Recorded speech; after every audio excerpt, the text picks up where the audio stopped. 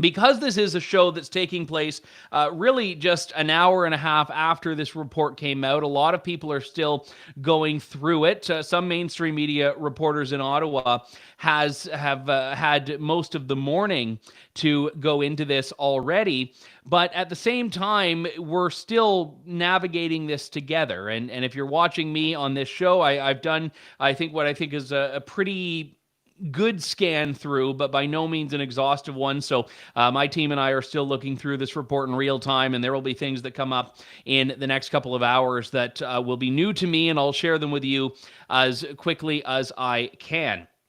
But all of this is to say that I want to have this discussion not only to weigh in myself and give my own reflections on this, but also to bring in a whole bunch of people that I know also have a lot to say about this. We have folks like Keith Wilson and Tom Marazzo and Brendan Miller who will be on the show. We've got lawyers and analysts like Bruce Pardy who will be here, and Rob Kittredge, and a whole bunch of other folks. And we're throwing this together in real time, including a very special guest that I am so excited to bring to you.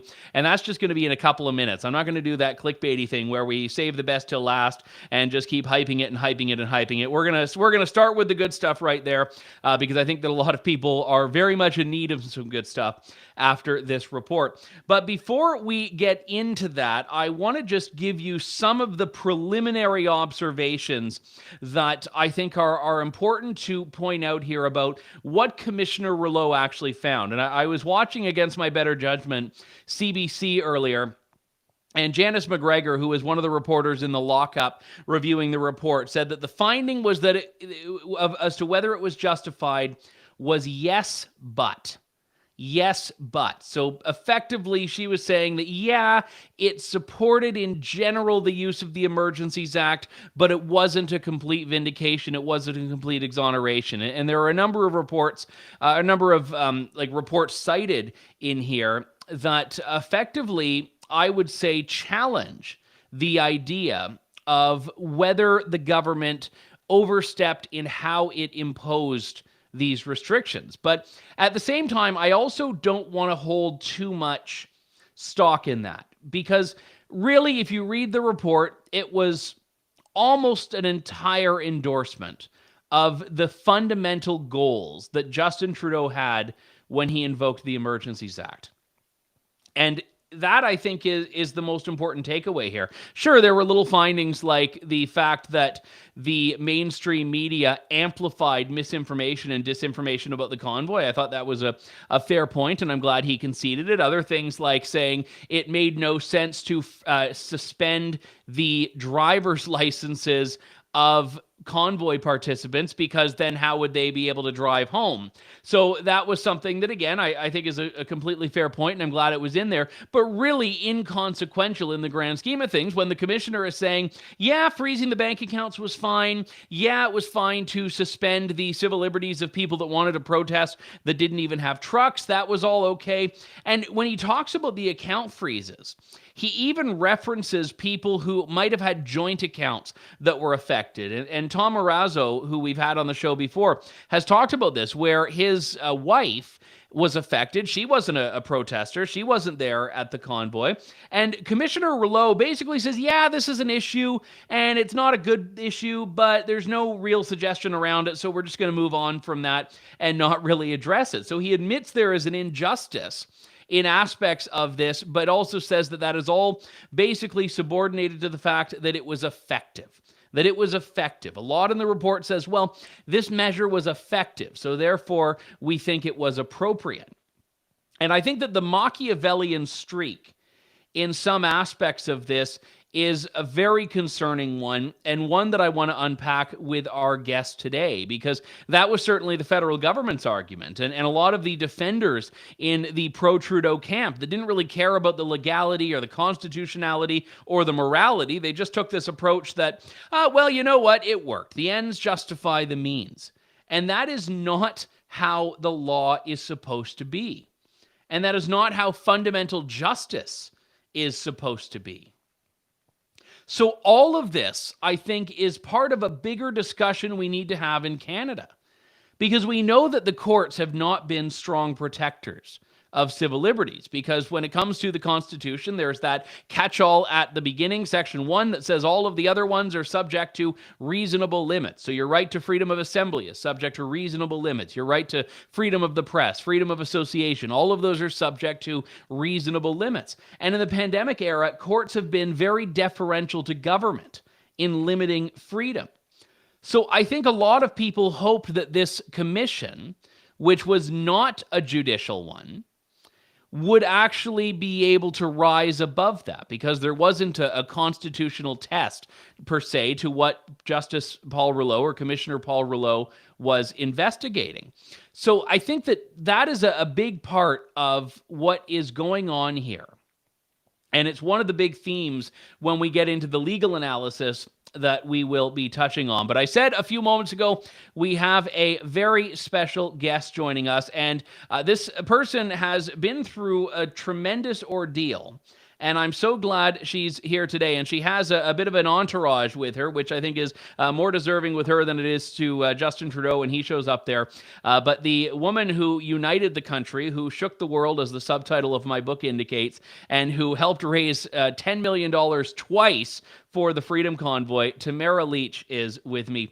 Tamara, thank you so much for being here. I know it's not the best of occasions, but having you on brightens things up just a little bit. Well, thank you. Thank you so much for having us, Andrew. Happy to be here. Hey, us. Let's contextualize this. Who are you with right now? I've got two fellow board members with me, Miranda Gassier and Ryan Mihilowicz. All right. Well, they're a little bit out of frame when we have the two of us on screen together, but when you're talking, we'll do it on full frame so we get it in all the glory. But let me just first ask how you feel right now. Well, it's been an emotional morning. I obviously tears. I'm disappointed, but sadly not surprised. I don't think any of us were really surprised, but we were really holding out hope for a different outcome. When you look back at your participation in the commission, I think the one thing that I just, having spoken to you on a number of occasions socially and privately, felt is that it was the first and really only opportunity you've had to tell your story and to speak to Canadians and to speak beyond the mainstream media depiction of you, the Justin Trudeau's depiction of you. And even with this result and with this report, do you feel there was something positive in that experience, or is the whole thing tainted for you? Well, you nailed it exactly. I felt that was obviously the first opportunity that I've had to tell my story, and I literally left the commission that day feeling like a weight was lifted off my shoulders. I really felt at that time that the commissioner was really listening to me and um, empathetic, I guess, to our plight. Um, yeah, I'm still a little shocked, I guess. Like I said, this wasn't a surprising decision, but we were holding out hope for something a little more. Yeah, I will say, just going back to the commission for a moment, there was something that I actually felt was quite moving when Paul Champ, who's the lawyer representing the residents and businesses of Ottawa, very much an anti, very much a figure against a lot of what you've stood for and what you've done, but he actually took a somewhat sympathetic approach in his questioning with you and saying, I know you're not a national security risk. I know you didn't pocket all this money. I know that you're not, all of these things. And certainly when you see that and hear that, you have to wonder if it's legal strategy or if it's that you had done just such a good job at presenting yourself in a good light that he knew that trying to vilify you wouldn't work. But it did seem like, even reading a bit of the commissioner's report now, that the sense is that, okay, maybe Tamara Lich is fine, but they couldn't control all these other people. I like you. I was quite surprised by Mr. Champ's cross-examination of me because I'd watched him cross-examine so many people before. So I was actually surprised when he came out and seemed to be a little softer with me. I mean, he did ask some hard questions still, but he didn't come out swinging like I anticipated that he was going to. So I think that was good. I think a lot of the testimony that was heard at the commission really painted the other side of the story. There's so many stories out here, and like I said, we heard them every day. And at the very least, I feel that the testimonies that we heard at the POEC gave a voice to Canadians and Canadians' concerns, if that makes sense. Right now, there are going to be a lot of people who, to go back to 2020, 2021, felt very pessimistic about Canada and very disheartened by everything that had happened in Canada. And then a year ago, felt very hopeful and very encouraged. For a lot of people, that chapter was the first time in a couple of years they felt truly proud to be Canadian. And where are you now on this question? I mean, if you look today at how you feel and looking around at, people you've made friendships with along the way, how do you think they're going to feel now? Well, what I'm hearing is a lot of disappointment. Obviously, my phone's been buzzing since since 10:50 this morning.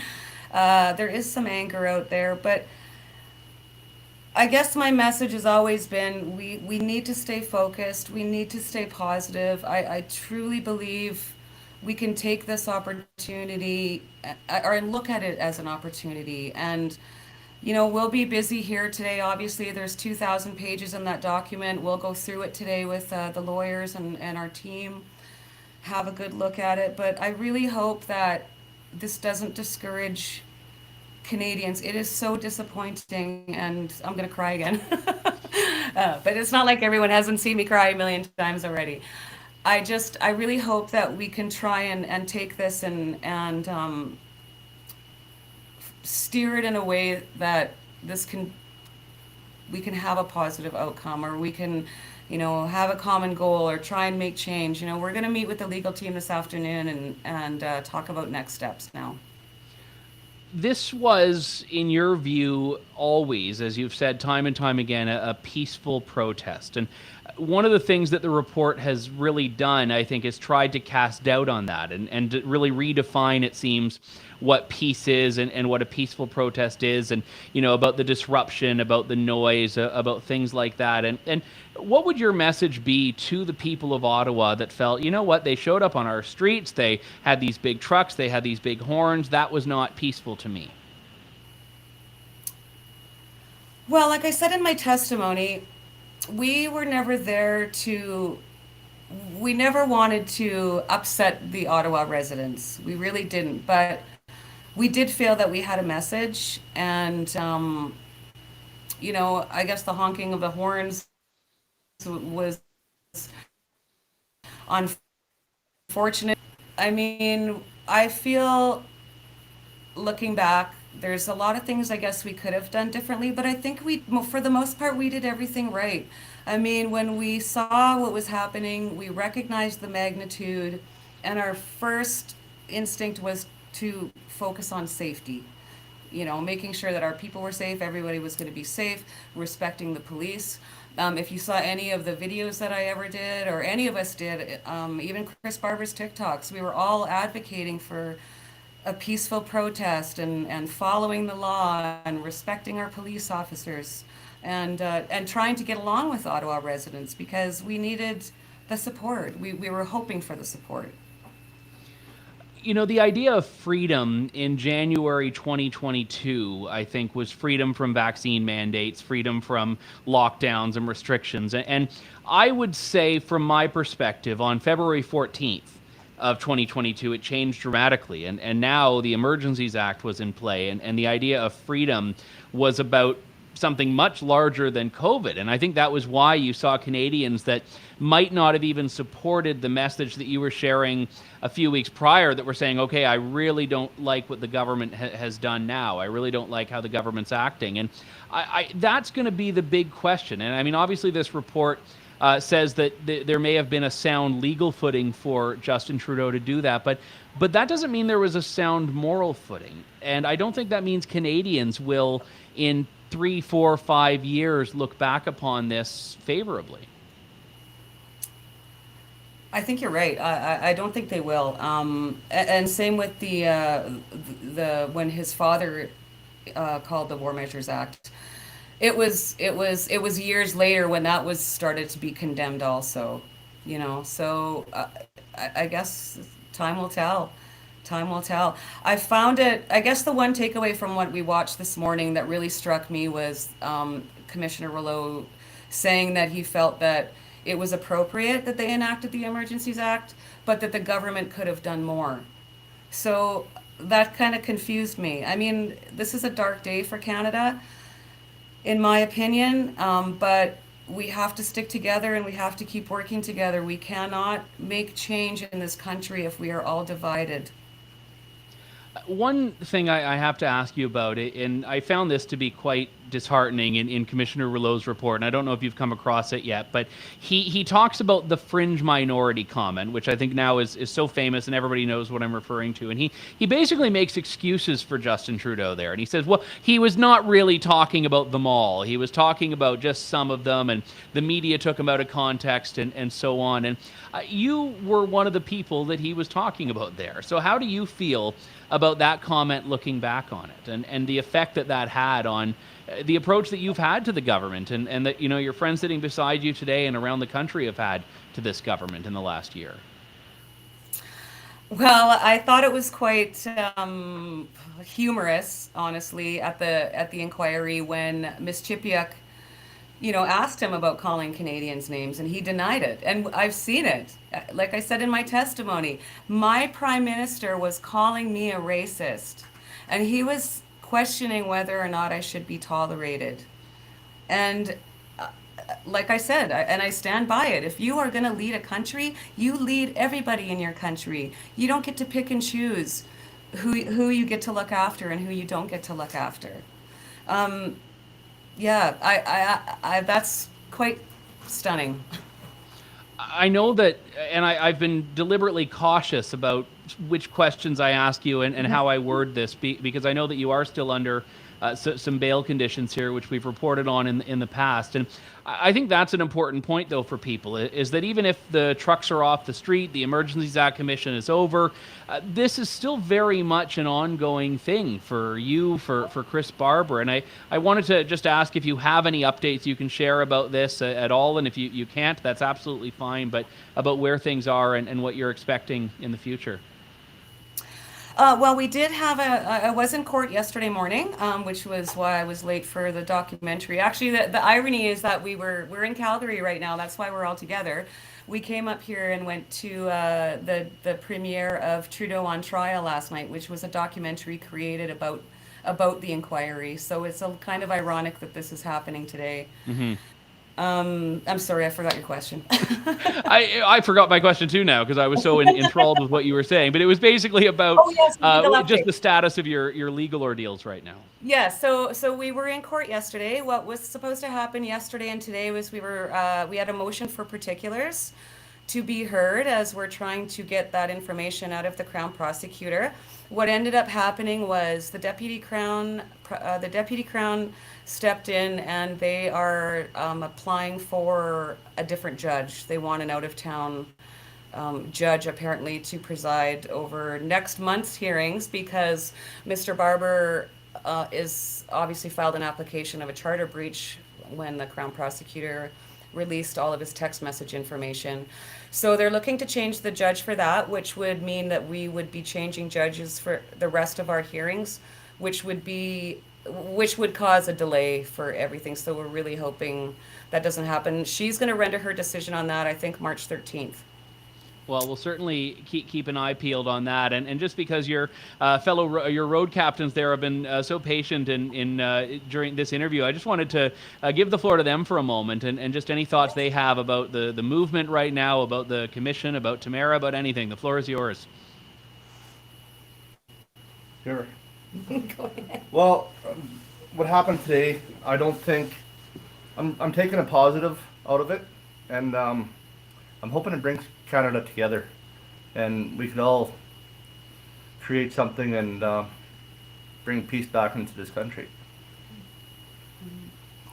That's about all I can say right now, because I'm kind of.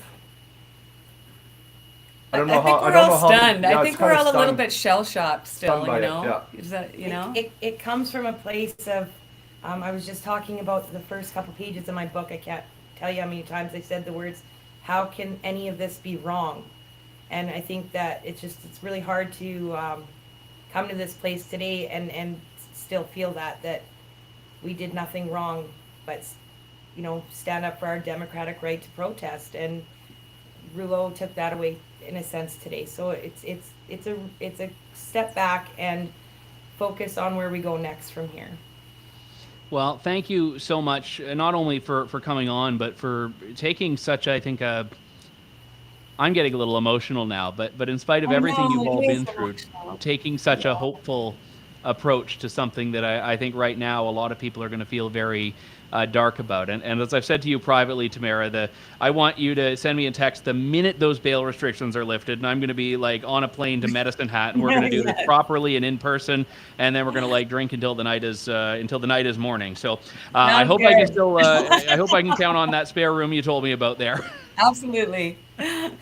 All right. Well, thank you Thank you to so all much. of you, and seriously, thank you. We really appreciate it. Thank you. Thank you so much, Andrew. Have a great day. Thank you. That was Tamara Lich and road captains Ryan, whose last name I'm going to butcher. So Ryan and Miranda, and I'm so grateful for them for coming on. And again, I like I said, I've run into Tamara Lich. She's not been in hiding. She's not been a hermit, but we've never been able to do an interview, and we've never, because again, there are so many things that I have to balance around and jump around here. And again, I also wanted to have her on alongside one of my next guests, but they're not allowed to speak without counsel present. So that raises more and more questions here. We're going to just continue along our breakdown of the Public Order Emergency Commission's report here on the Andrew Lawton Show. Brendan Miller was one of the most prominent, and I think I can say controversial figures in what was happening there. And Tom Marazzo as well, a key figure in the Freedom Convoy as a volunteer who testified.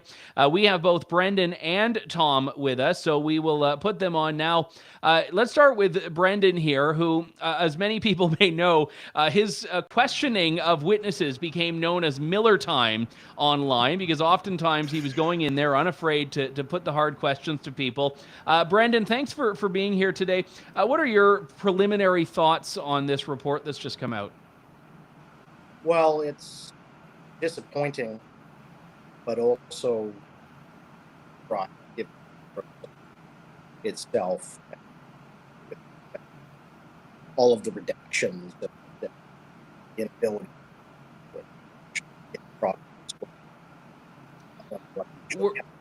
We're having some connection issues there, so I'm going to go to Tom, and hopefully we can work this out and get back to you.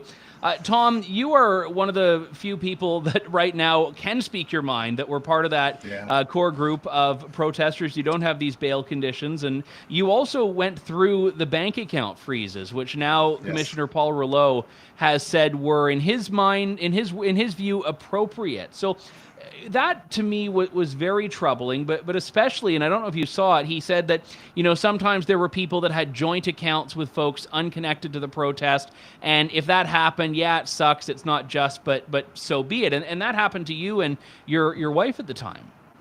Yeah, I listened to Rouleau, his comments today, and all I can say really from what I got was that he was talking out of both sides of his face the entire time.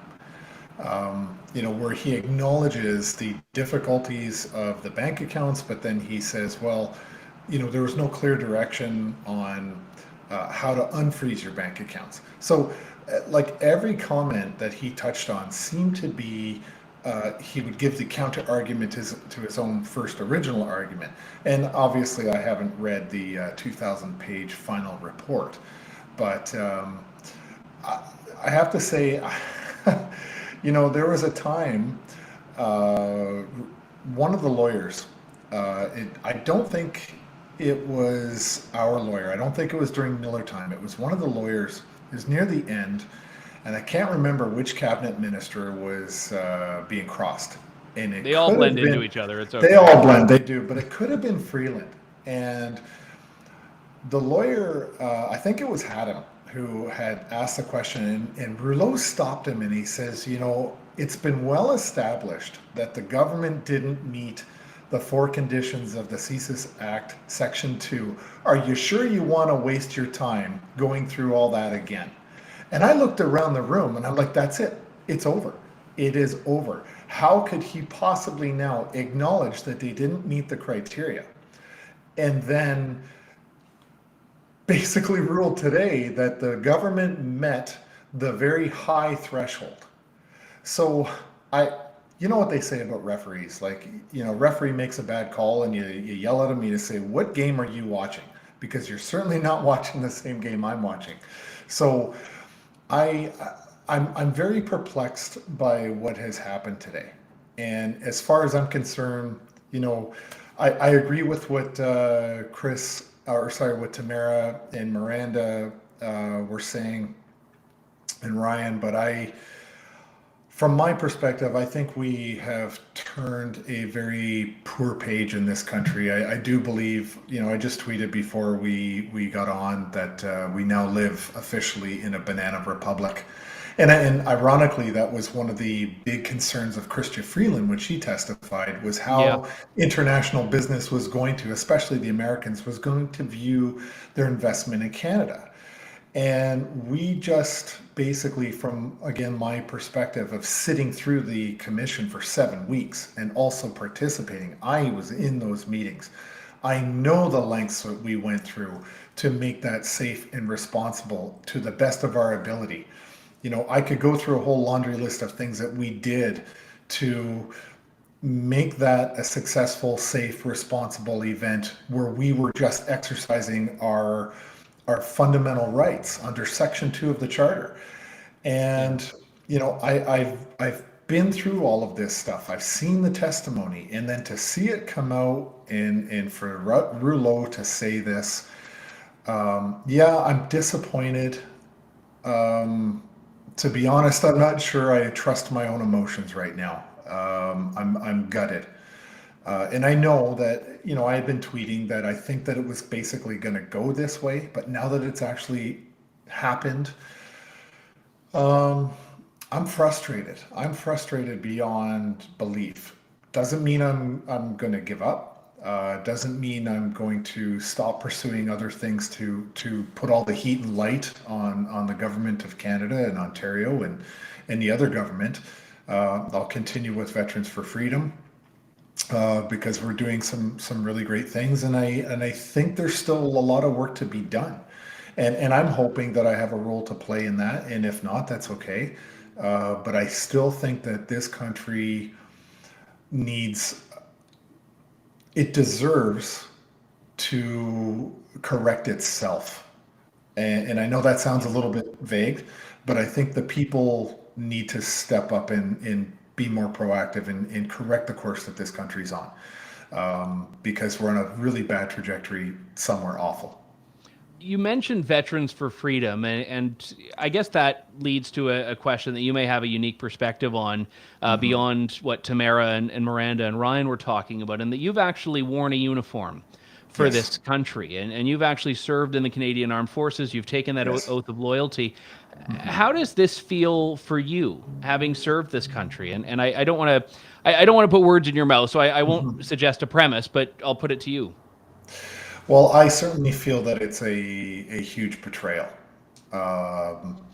You've got soldiers that have this thing, and it's the only profession in Canada. You undergo something called an unlimited liability. It means that you legally could be ordered to your certain death if in a combat situation. And in exchange for that, you are willing to lay down your life so that people of Canada can be free. We justify all wars that we engage with for the freedom of people, right? The freedom of the citizens that you are there to fight for. And yet we go to Ottawa, we exercise our charter rights to protest. And, in particular, the veterans, if you remember on that day that the police swept through and beat viciously Canadian military veterans wearing their berets, their medals. That was a very, very dark day in history, and on a personal level. It's bad to see Canadians being beaten like that, but man, when your police are beating your veterans wearing their medals, and then we go a year later, and the government of Canada, who investigated themselves, found no wrongdoing with themselves. And so I think that, this isn't about justice for me. This is about accountability. And as a veteran, as a former soldier, I was accountable to everything that I did. But we seem to have lost the concept of accountability in this country. If you look at the managed decline of the Canadian military, and now they're warmongering to go to the Ukraine. I mean, you literally saw them invoke the Emergency Act. They repealed it. The next day, talked about the war in Ukraine. And I'm sorry, but the Ukraine is not a NATO member. I don't understand why they're trying to convince our sons and daughters to go over there and die for Chrystia Freeland's family. That's not our fight. Our fight is at home, and I think freedom starts at home. This is where our fight is, and I would call upon all of the veterans across Canada who believe that I do. Not all of them do. A lot of them support the regime. But if you're a veteran and you have skills and you're organized, join Veterans for Freedom. Get involved in your community. We are not a right-wing extremist group. That's all a fallacy. It's ridiculous. That's just smear. We do things to support our communities because we all know that local action has national consequence. And that's what we try to do as a veterans group. We're not interested in kinetic energy type of activity. That's not what we do anymore. Veterans are not the tip of the spear, but they can be the shield for their communities. And they don't take that from Tom Quiggin, who wrote that line. But, as a veteran, I am unbelievably disappointed in the direction that this country is going in. And I certainly have no faith in the Liberal government or the NDP. And, there's a few shining stars in the Conservative Party, but I don't know. Some days I feel like they're two sides of the same coin. And I think that citizens of this country should get more involved politically. And maybe we wouldn't be in such a train wreck of a situation. Yeah, well, I would agree with that. And I think citizen complacency was probably one of the leading causes of a lot of the problems during the pandemic because people just gave the government a pass there. Well, Tom, thank you so much for your time and also for your service, sir. Really appreciate it. Thanks, Andrew.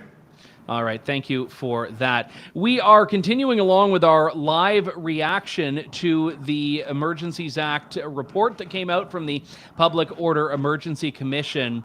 And it's weeks and weeks and weeks and weeks of hearings, of testimony, culminating in a 2,000-page report, which was just tabled in Parliament this morning and now published. I've said I haven't read through all 2,000 pages yet, but we've certainly gone through the top line, through the recommendations, and we want to pivot into some of the legal analysis now that we've heard from a couple of the participants in this and how they respond from more of an emotional level. Alan Honor is here with the Democracy Fund. We also have Brendan Miller that we're going to get to in just a moment, who's rejoined us, and hopefully the internet will be more cooperative this time. It's C11 in progress already. It's trying to interfere with our ability to get the stellar legal guests on. But Alan, the Democracy Fund was a party in this, so you were able to, I think, get 3.5 minutes every little bit with depending on who you were talking to, and do, I think, a lot of great work with it here.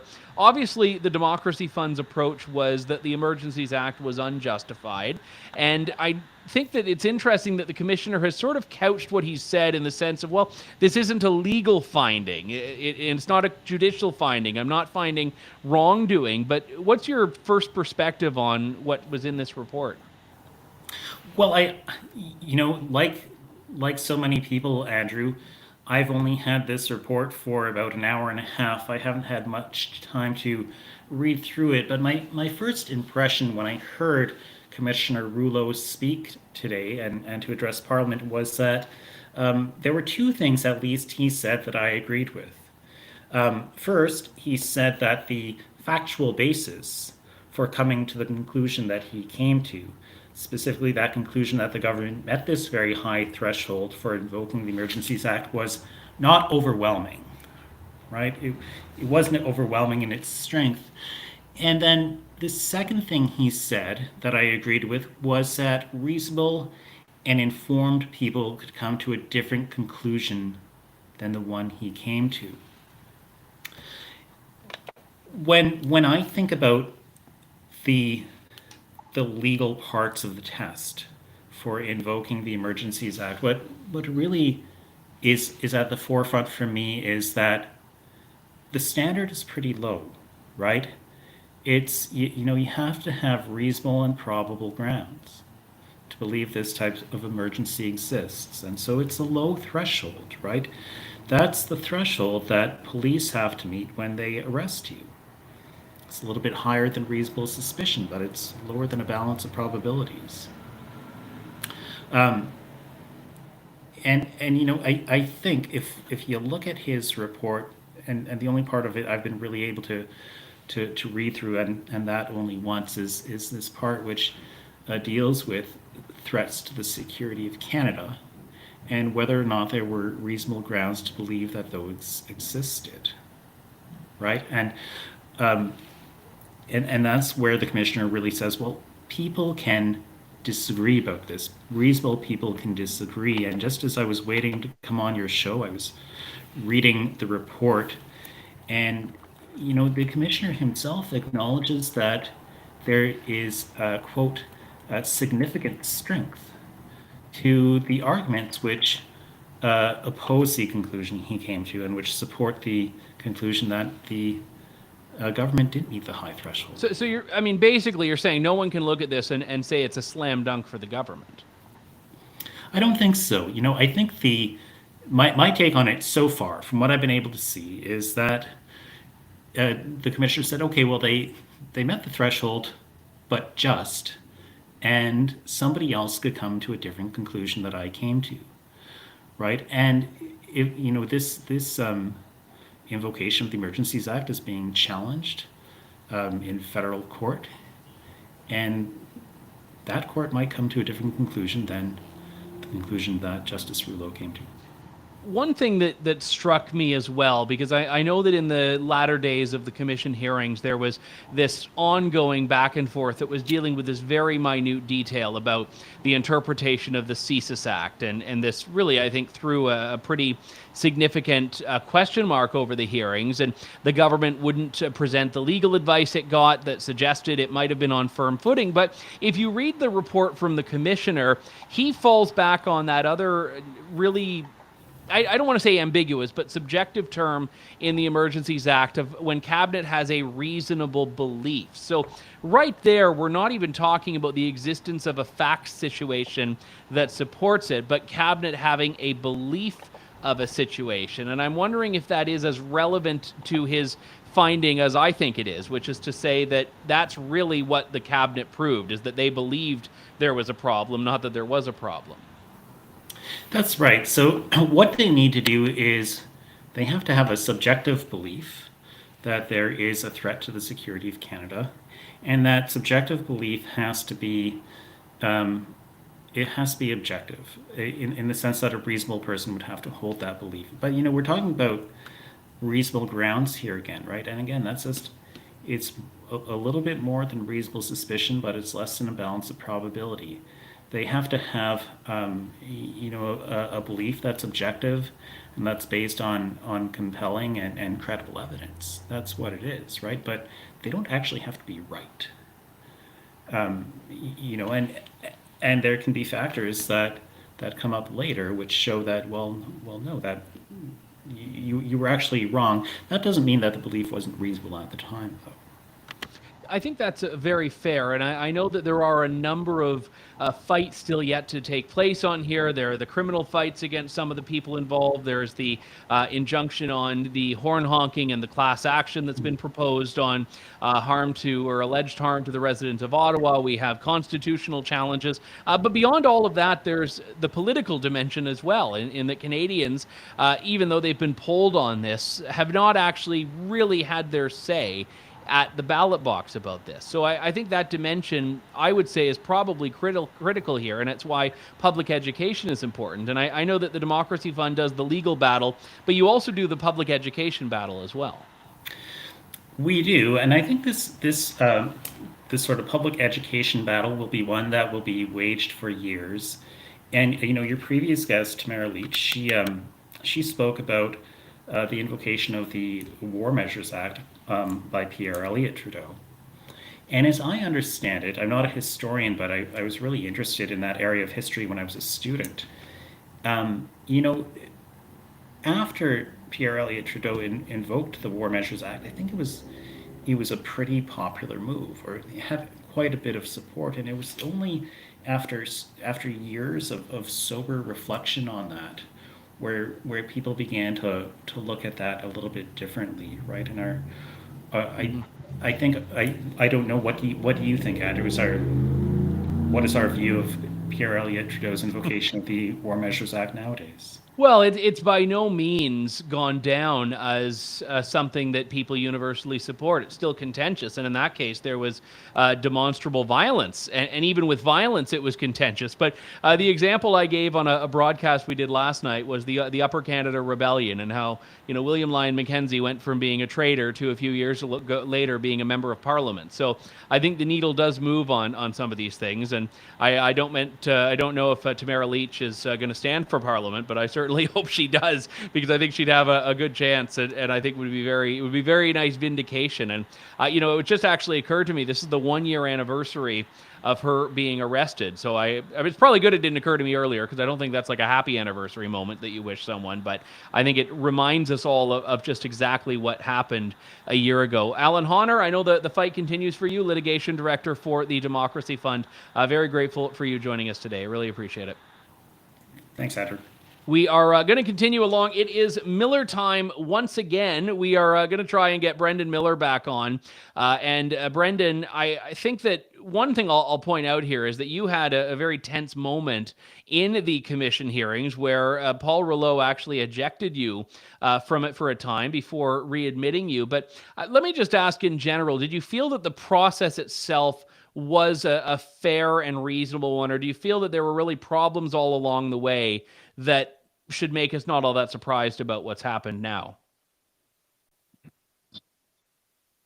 Well, first, there you go. So I'm here. Good morning. The process itself, in my view, and I hope you can hear me now. Yes, we can now. I appreciate it. Problematic on several fronts. Yeah. The disclosure issues were, of course, paramount for me during the hearing. And you can't get a fair hearing unless you can get the actual disclosure of what happened. And you have all of these redactions that the government of Canada put onto all of the records, essentially without question. And the basis for all of those redactions had no factual foundation. And yet, in the ruling that came out today, of the report, Justice Rouleau makes no mention of that. He says that it was unprecedented access. Well, with great respect, it was not. You had the triggering of redactions on the basis of cabinet confidentiality under Section 39 of the Canada Evidence Act, without a certificate actually being issued or even being cabinet documents. You had redactions on the basis of irrelevance, which typically you are not allowed at all to do until the document itself has been disclosed, and whether or not an irrelevant document can be redacted is dealing with whether or not it's redacted for the purpose of the public record, not for the purpose of counsel seeing it. And then you have redactions on the basis of solicitor-client privilege. You'll note I spent time when I examined the Chief of Staff of the Prime Minister on that issue, so that the public at large would understand what was going on. The redactions had no legal basis, and that's problematic, extremely. You also had a process that was set up essentially for provinces and municipalities to fight one another, as opposed to actually digging into the merits of the invocation, which was really what it was supposed to be about. For example, Chief Slawley was on the stand for 2 full days, yet ministers were on the stand for half a day or a day. We had strict timelines with respect to cross-examination.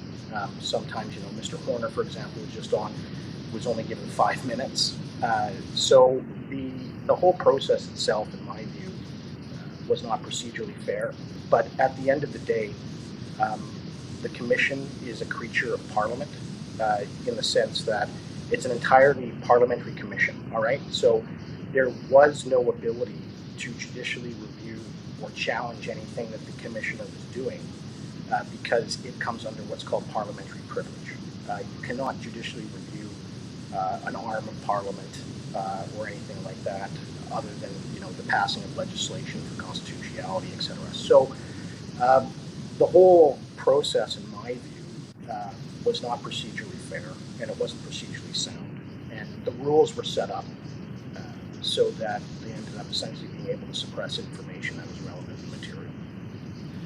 Just on the note of the documents, there was also the alternative problem where they would give this giant dump of documents very shortly before you had to examine a witness, and you couldn't really go through and find all the things you wanted to ask them about in the documents in the time you were given. So it was like the most opaque transparency imaginable. Yeah, and so, in my experience in litigating these things for the past 12 years, my background is constitutional law and public law, right? So understand I was a late person to the game with respect to the legal team on behalf of our clients. I just got brought on due to the conflict issue that Mr. Wilson and Ms. Chipiuk found themselves in. So this was very surprising to me that was permitted. They would dump hundreds, if not thousands, of documents, the government of Canada last minute. A good chunk of them would be redacted. And then they'd also dump documents that were relevant material to actual witnesses who'd already testified. Or we would get documents that were redacted and then that we were able to get unredacted after the relevant witness had already testified. For example, the National Security Advisor, who, and I brought this up during my examination of the Chief of Staff to the Prime Minister, she testified ad nauseum about how she thought that there was a Section 2 Emergencies Act threat, yet there was a document that we got after the fact that recorded her saying that there was not. So, how the process is fair when it's set up that way makes no sense to me. And for the government of Canada to say, well, we tried our best and we moved as quickly as possible, with respect, I don't agree. They have the largest law firm, essentially, in the entire country through the Department of Justice. All of those records and documents, they had a sufficient amount of time to provide them from the outset. They didn't. And in my view, that made the entire process procedurally unfair. And just talking about the parliamentary aspect here, one of the real, I'd say, shameful things that happened was Justin Trudeau writing into the Emergencies Act effectively an entirely new section that the commissioner had to investigate, which was investigating the protesters, investigating the Freedom Convoy. And, the Emergencies Act says there has to be a report that investigates the government and an inquiry that looks into that. Justin Trudeau signs an order in council saying, yeah, but what you really have to do is look into the money and look into Tamara Lich and look into all these people. And not only did it, I think, convolute the process, but it also then threatens the time frame, because all of a sudden in testimony, you are spending all of this time having witnesses to answer this stuff that has nothing to do with the core function of what the Emergencies Act says this inquiry is to be. And one, somewhat personal example of this, I know I had chatted with you and with Eva Chipiuk at one point about whether there might be value in calling journalists as witnesses to speak to some of the infringements of freedom of the press. There was no acceptance of that by the commission. And then in the report today, Paul Rouleau says, yeah, we had no evidence that freedom of the press was infringed. So if it were, I might have some issues with it. But again, they didn't do that because they're hearing from people talking about things that have nothing to do with the Emergencies Act. Right, and so there's two things on that. One is under the Inquiries Act, under Section 4, the ability to call witnesses, unlike a regular court proceeding, rests solely with the commission. I was not able to simply issue subpoenas for witnesses I wanted to call. And in fact, I believe we actually asked to call you as well as a couple other journalists, and that was denied. So that is problematic in of itself. The other thing in hindsight, of course, I wasn't on the case within 30 days of the order in council setting up the commission being passed. But had I been, I would have filed a judicial review to that order in council. You have 30 days to do that under the Federal Court Act. That order in council was not, in my view, jurisdictionally sound, because the Emergencies Act in Section 63 sets out what the commission is supposed to do. What the executive did was essentially muddy the waters with respect to what the commission was to look at, and it created essentially a fight about who did what wrong, as opposed to whether or not the government of Canada had the grounds to invoke the Emergencies Act itself. And I completely agree with you, but unfortunately nobody challenged the order in council passed in April 2022. They had 30 days to judicially review that, and unfortunately nobody did. Well, that might be, I mean, again, you always want to hope these things won't come up, but I feel there has been a licensing to government to use this tool in the future. So if it does, I hope they heed your advice there and deal with those things early on. Brendan Miller, it was a delight to watch you in those hearings, and I think it was very necessary to have your voice in there. And I know you got a lot of grief online, especially from that one crazy woman out front, but you seem to get along with her by the end of it. So you won at least one person over at the commission, if not many more. But thank you so much for coming on today.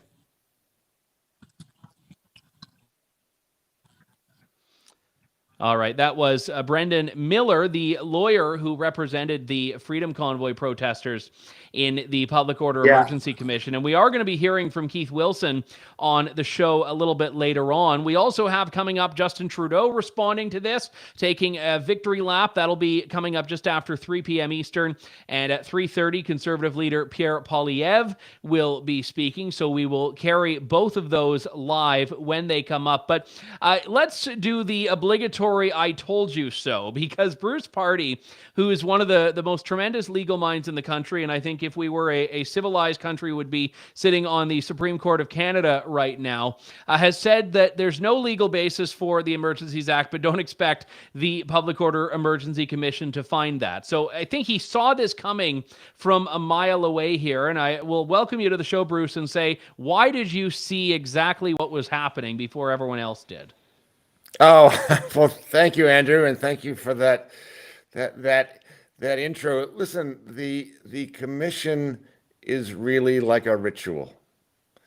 It's not acting as a court in this situation. It looks like a court. It's headed by a judge. It has all the trappings of a court. There's witnesses and cross-examination. It looks like a court. It's supposed to look like a court, but it's not a court. It is a government-appointed inquiry, and it has its own rules and its own purpose. And in a sense, the purpose of the inquiry is to show that it was done, as opposed to the results that it comes to.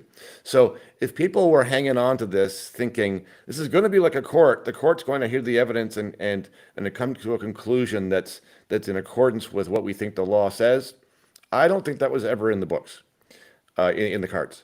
And so the result that we've seen today is not a surprise to me at all. It's what I would have expected, even though the evidence, as I heard it at the commission, was such that the justification for the belief that the invocation of the act was justified simply was not there.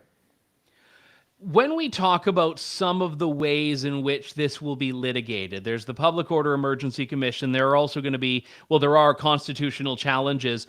In your view, which one has the higher burden for the government to clear? Is it a constitutional challenge in a court, or is it the Public Order Emergency Commission? Oh, it's definitely in the court. But even in the court, it's going to be a hard go because not for the government, you mean, for no, the other side. For the people who are bringing the application. It's going to be a challenge because courts are now inclined to give deference to the executive branch to make its calls. The best shot, I think, for a court finding that this was beyond the powers of the government is actually not even a constitutional case, although a constitutional argument should be part of it. But it's simply on the basis of a judicial review on the grounds that the statute itself lays out for what the threshold is for invoking the act. And the report of the commission goes through some of these. And it reads as though it's supposed to be a decision of a court, but it's not.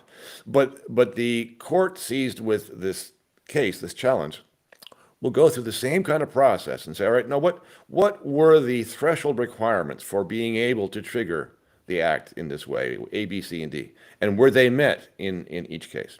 And I think in that analysis is the best shot for those who believe that this was overreach to show that both factually and otherwise, those prerequisites simply did not exist.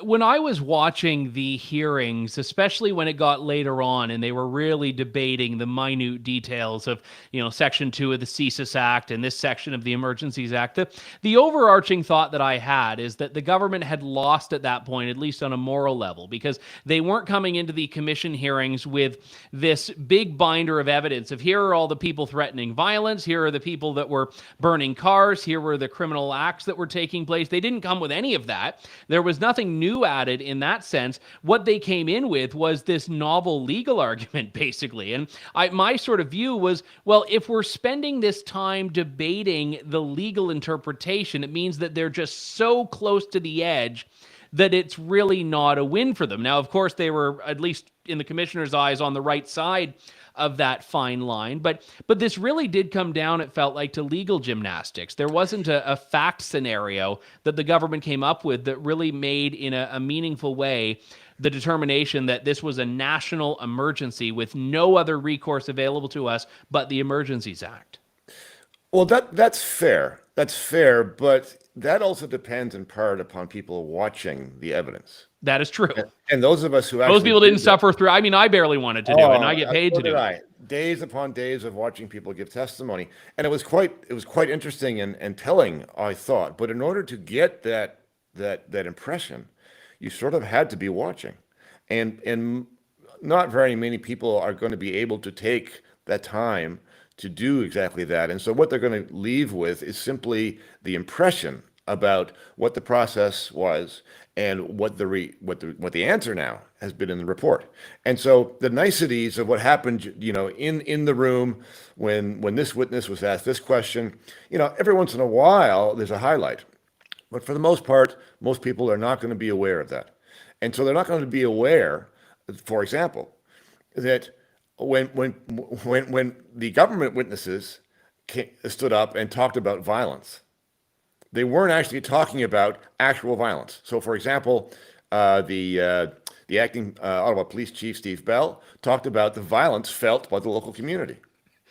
Yeah, the feelings of violence, which are really the new form of violence in 2023. See, Brendan Miller, who you just had on, cross-examined him on that, and Brendan said, "Well, but you don't mean actual violence, do you?" And he said, "Well, no, I don't mean violence as defined in the criminal code. I mean the violence that the people felt." And so the bottom line was he's not talking about violence. There's no actual violence happening. It's an impression that he's talking about.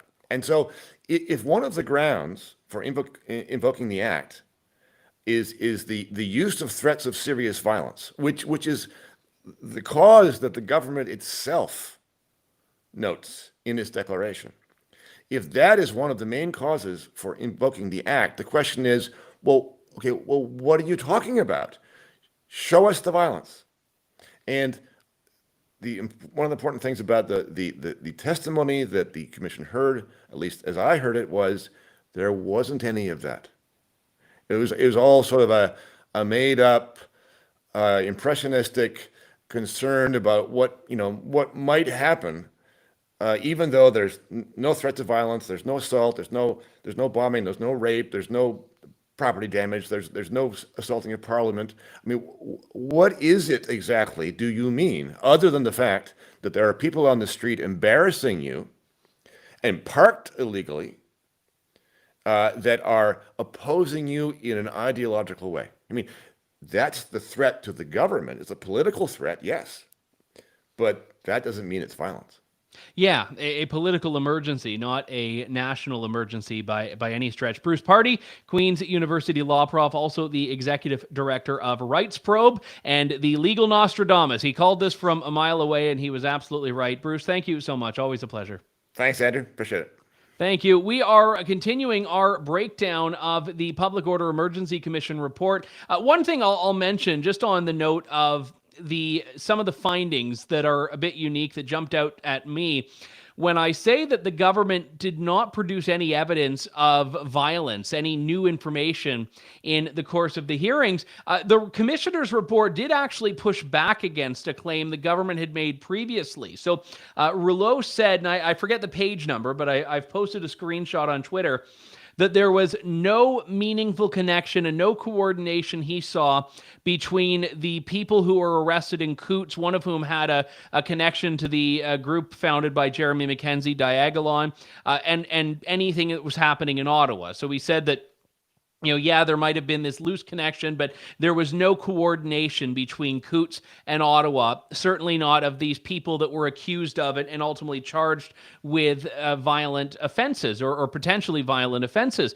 And what I think is interesting there is that this directly contradicts what Marco Mendicino said at that press conference, where he was selling the Emergencies Act and said, oh yeah, we've found this violent network that may have guns that wants to do these terrible things. So that now has been proven to be complete nonsense by the Public Order Emergency Commission's report. So even defending the government, the report still pushes back against, it doesn't say Marco Mendicino's narrative, but it pushes back against the narrative that Mendicino was peddling.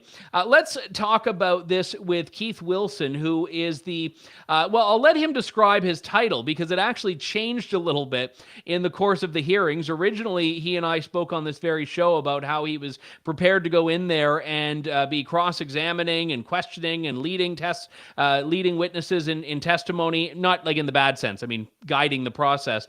And then he ended up being a witness in this and had a wealth of information that he brought to the table. Keith Wilson from Wilson Law in Edmonton. Good to talk to you, Keith.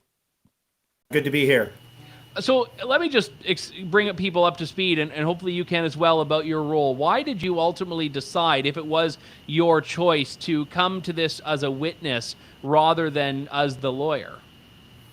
Well, the clients decide, and the freedom fighters and the leaders of the Freedom Convoy that I represented, we all came to a realization that this inquiry was about whether or not the Prime Minister was justified in using the most authoritarian statutory tool in the arsenal on Canadians. And it really came down to, in our view, and many other knowledgeable legal observers, as to what were the facts on the ground on that weekend before Valentine's Day last year. And the facts on the ground were that the borders were all reopened and that Tamara Lich and the other board members had negotiated a deal with the mayor of the city of Ottawa to move the trucks mostly out of the downtown residential areas, concentrate onto Wellington, and then move them to these base camps just outside the city. And so if it's true that all these things were happening, why then invoke the Emergencies Act? And why did the deal with the city not get completed? So we realized that because I was involved in all those negotiations and was the point of contact for the mayor's office and so on, that the evidence that I had about those conversations, because there'd be two people on the phone, Serge Opren, the mayor's chief of staff, or Steve Kanalakis, the city manager, and myself, was crucial to understanding whether or not the invocation was justified. So the clients instructed me to make myself available as a witness. The commission had wanted me to be a witness. I ended up being there under subpoena, compulsion of law, for 7 weeks. I was not allowed to basically leave Ottawa in the fall. So that's how I found myself there. And in our legal system, you can't be a fact witness and a barrister at the same time. So the trade-off was I didn't get to do the cross-examinations and the other podium work, but I was thrilled with the work that the team did, particularly Brendan Miller. You may have had a cruel and unusual punishment claim against being forced to be in Ottawa for 7 weeks, but I digress on that. Let's talk about the Emergencies Act itself here, because and I don't again want to go through the letter of this again. I've done this on the show in the past, but it talks about all of these different thresholds: the CSIS Act definition of a threat to the security of Canada, the Emergencies Act definition of a national emergency, and so on. And it says that even if you have a national emergency, a threat to the security of Canada, even if you've done all that, it has to rise to the level that it cannot be effectively dealt with under any other law of Canada. So the negotiations strike me as an option that was on the table for the government that was outside the Emergencies Act that the federal government didn't want to entertain, not to mention other options that were put together by law enforcement that were ignored. So have you seen in the report how the commissioner explains, or if he explains, why this couldn't be dealt with effectively by other means than the Emergencies Act? As you can appreciate, like the rest of us, we're sort of skimming through it and jumping from section to section. But, I think what I want to emphasize right now, Andrew, is all of us, and I mean everybody who's watching your program or who watched the tape of it in the playback in the future, we all know what happened. We know that we had almost 3 years of extreme authoritarian measures imposed on tens of millions of Canadians, upon our children and schools and playgrounds and sporting and social and family events. Now, admittedly, a number of those were at the provincial level. We had the travel mandates restricting over 6 million unvaccinated Canadians' fundamental charter right of travel. So we know we can look at what happened even through the biased lens of the dying legacy media. And if we just pause for a minute and think about what we saw, tens of thousands of Canadians of all ethnic backgrounds, religious backgrounds, demographics, lining the highways and the overpasses in -20, -30 for hours because they didn't know when the convoy was coming through, and waving flags and signs, the kids, the excitement, all of these things. Think about that for a second. Now do something else. Put beside it the extreme reality that Canadians would have faced during World War I, sending their sons off to war and many of them dying in battlefields, not sure where the enemy was, enemy within, different groups were rounded up and put in camps, the fear, the paranoia, World War II and all of its horrors, and then the FLQ crisis of the 70s where there was bombings, kidnapping of government officials, diplomats, murders, right? Those are the instances where, as Canadians, we have believed it was proper to empower our government without any form of process to fundamentally strip us of our basic human rights, our rights and freedoms, and only in those types of circumstances. Part of me doesn't care what's on thousands of pages of the Rouleau report, because we all know what we saw, whether you were there or whether you were an observer. And if it is true, and according to Rouleau it is, that civil disobedience, that Canadians coming together to protest concerns about government overreach, to protest their concern and their fears and their disapproval of government slipping into authoritarianism, which we saw in spades during COVID and still exists to some extent to this day. If that's the trigger, if that's all it takes for the government to freeze your bank account, your personal bank account, to freeze your business bank account. There was companies that couldn't make payroll because their business accounts were frozen. If that's all it takes, the reality is this is a dark, historic day for Canada. This is a dark, historic day for Canada because the rights and freedoms that we've all cherished and fought for no longer exist, or, to be clear, they exist at the whims of the ruling party, whoever that might be, of whatever political ideology they might have. So it's a sad day. I came into this room, and the people who are off camera. And when I came into this room out of another meeting, as we were digesting, and the emotion that I felt and observed overwhelmingly was like going into a family gathering after tragic news had arrived of the death of, for example, my brother. I sensed loss and mourning for the country that we had and that we were born and raised in, and its admiration. Canada, true north, strong and free, right? And no war. So there's another aspect to this that's really important. Go ahead. I've got to cut you short there, Keith, because Justin Trudeau is about to speak and give his reaction, but I'd love to connect with you again on this. So if you want to join afterwards, you're welcome back, or we can touch base on next week's show. But thank you very much for your work on this and that impassioned plea. We now go to Justin Trudeau for his response. Freeland et les ministres Blair, Lametti et Mendicino. Je veux commencer par remercier le commissaire Paul Rouleau et tous les gens qui ont participé et travaillé pour faire aboutir le rapport de la Commission sur l'état d'urgence.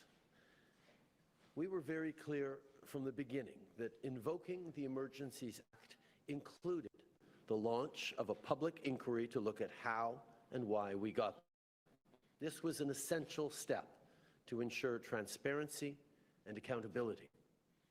During the inquiry, I welcomed the opportunity to appear and to answer the Commission's questions, as did all my colleagues. The work of the Commission and everyone involved was very important, not only to better understand what happened a year ago, but to have a roadmap going forward for any future government.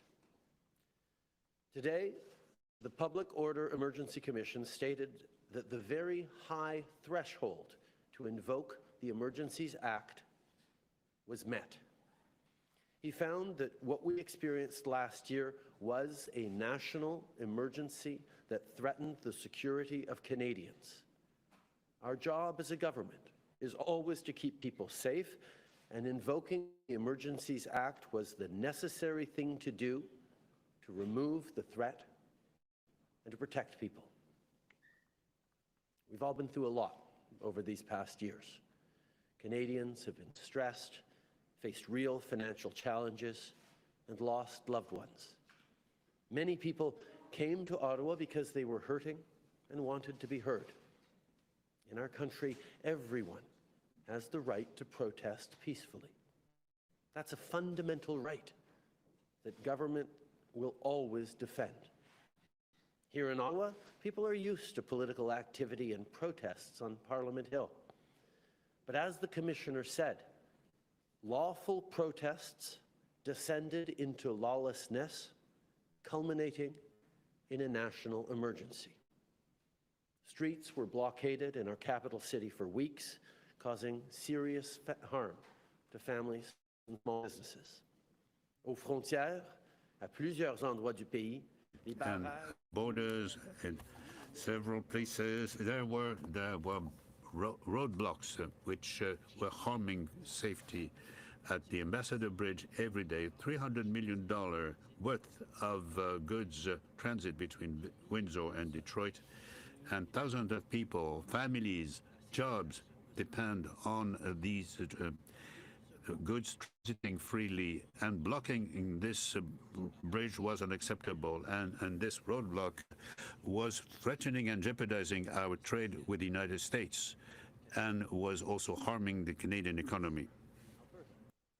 Guns were found at the blockade. There was a real risk that people promoting ideologically motivated violent extremism could act out, or that they could inspire others to act out against their fellow citizens. The situation was volatile and out of control. The Emergencies Act provided us with more tools to safely bring the illegal blockades and occupations to an end. Let's be clear. We didn't want to have to invoke the Emergencies Act. It's a measure of last resort. But the risk to personal safety, the risk to livelihoods, and equally, the risk of people losing faith in the rule of law that upholds our society and our freedoms, those risks were real. Responsible leadership required us to restore peace and order. After listening to dozens of witnesses and studying the necessary documents, the Commission on the Emergency Crisis has decided that last year we were indeed confronted with a national crisis and emergency. And the very high threshold which should be invoked in order to invoke the Emergency Crisis Act had been respected. Such measures should not be made lightly, and we knew that there would be an inquiry commission that would guarantee transparency for Canadians. A comprehensive, objective account of what happened, and it also provides recommendations. Within the next year, our government will issue a comprehensive public response to the Commissioner's recommendations. We all agree that we should never have reached such a tilting point, and we all agree that there are important conclusions to be drawn. Thoughtful work of the Commission. There are lessons for everyone involved: law enforcement agencies, all orders of government, and elected officials. We will take seriously what the Commissioner concludes and what he proposes. Responsible leadership means that we are always striving to do the very best for Canadians, in words and in deeds. Il y a 2 jours, 2 days ago, we were commemorating the Day of the Canadian flag. 58 years ago, we flew the current Canadian flag for the first time on Parliament Hill, and I see the symbol of open-mindedness and compassion. We celebrated the fact that 58 years ago, the maple leaf was raised over Parliament Hill for the very first time. When I look at the Canadian flag, I see hope. I see people who work hard every day. I see a country that has overcome tremendous challenges. There's a reason why Canada is one of the most successful democracies in the world. It's because we work at it. It's not always easy. Actually, sometimes it can be pretty hard. But it's worth it. Here in Ottawa, this Parliament, the Senate, the Supreme Court, these are not only old buildings, they're the institutions that protect our rights and freedoms. This is something we must all continue to care for and defend. Not just governments, not just elected leaders, but all Canadians. Our democracy is the responsibility of all of us together. A healthy democracy is always going to make us stronger, especially in this moment of change and global uncertainty. So let's be there for one another. Let's listen to and respect each other, even if we don't always agree. And let's continue to build a better future for all Canadians. Merci beaucoup. Thank you so much. Premier ministre, we have 25 minutes for questions from media. Nous avons 25 minutes pour les questions des médias. On va commencer. The invocation of the Emergencies Act. I might have jumped the gun. I started mid-sentence, I believe. That was Justin Trudeau responding, I was saying there. And there are going to be some questions from reporters, but I expect we'll hear more of the same. And if anything important comes up from that Q&A, we will share the clip for you. But if the comments are any indication, people don't tune into the Andrew Lawton Show to see extended tracks of Justin Trudeau. So I will say Conservative leader Pierre Poilievre will deliver his remarks in supposedly 9 minutes. I don't know if he's going to wait for Justin Trudeau to end the Q&A or whatnot, but we are going to continue our discussion here. And just before I get to my next 2 guests, I want to give a few recap points if you're just tuning in here. The overarching headline, if you will, is that the Public Order Emergency Commission has defended the use of the Emergencies Act as appropriate, with a few critiques and criticisms, though. Paul Rouleau says that he reached this conclusion, quote, with reluctance, unquote. He also said that a reasonable, informed person could look at the same evidence and actually come up with a different conclusion from what he's drawn. So he's admitting that this seemed to be close and wasn't a slam dunk by any stretch. But I think it's important to note here that he has also defended some of the most contentious parts of this, like the freezing of bank accounts. He says this was appropriate and it was effective, and he said it actually worked in being a disincentive. when it came to the conscription of tow truck drivers. He talks about this as being justified because he says without the Emergencies Act, the tow truck operators wouldn't want to do anything with the government because they actually supported the convoy largely. He also says, though, that it might have been unjust if someone who had a joint account with someone who was in the protest had their account frozen, but, there's not really a way around that, so we just don't need to worry about that. To which I'm like, well, hang on, doesn't that mean that there's a bit of a problem here?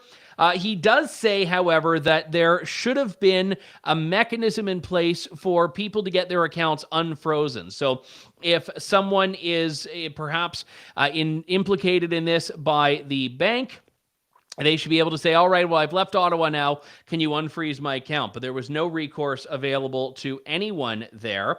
One thing that was interesting is that he writes, invocation of the Emergencies Act is a drastic move, but it is not a dictatorial one. He said, in an emergency, government may need to, quote, act now and ask later, unquote. Let's go to two folks that were instrumental in putting forward the position critiquing the Emergencies Act before the Public Order Emergency Commission. Joining me are Hatim Keir and Rob Kittredge from the Justice Center for Constitutional Freedoms. Let's start with you, Rob, because I know that your preferred go-to in the line of questioning was tow trucks. I think we probably heard more about tow trucks from you than anyone else here. Any tow truck wisdom that you've drawn from the report before we get into the more serious stuff? I mean, it's overall disappointing, but having spent so much of my time at the commission on the issue of tow trucks, even taking some time with the Prime Minister, of the few minutes that we had with the Prime Minister to talk about tow trucks, to have the commissioner come to the conclusions that he did, I think it was quite clear from testimony not only that tow trucks were in fact available, but they were in Ottawa and available everywhere else where they were needed in time to execute the plan to remove the protests it's just one of a number of greatly disappointing points in this report. I think we had I can be a bit of a Pollyanna sometimes about the cases that I'm involved with, and but I was genuinely optimistic that this process was going to result in some real findings against the government here. And I'm frankly pretty surprised that the commissioner was able to be as provide as much of an endorsement as he did on the facts that he was presented, which in my view don't really back them up. Let's go to you, Hatib. Did you share that optimism going into this, or were you a bit more of a skeptical? Were you a bit more of a skeptic? I think we both got more optimistic as time went on.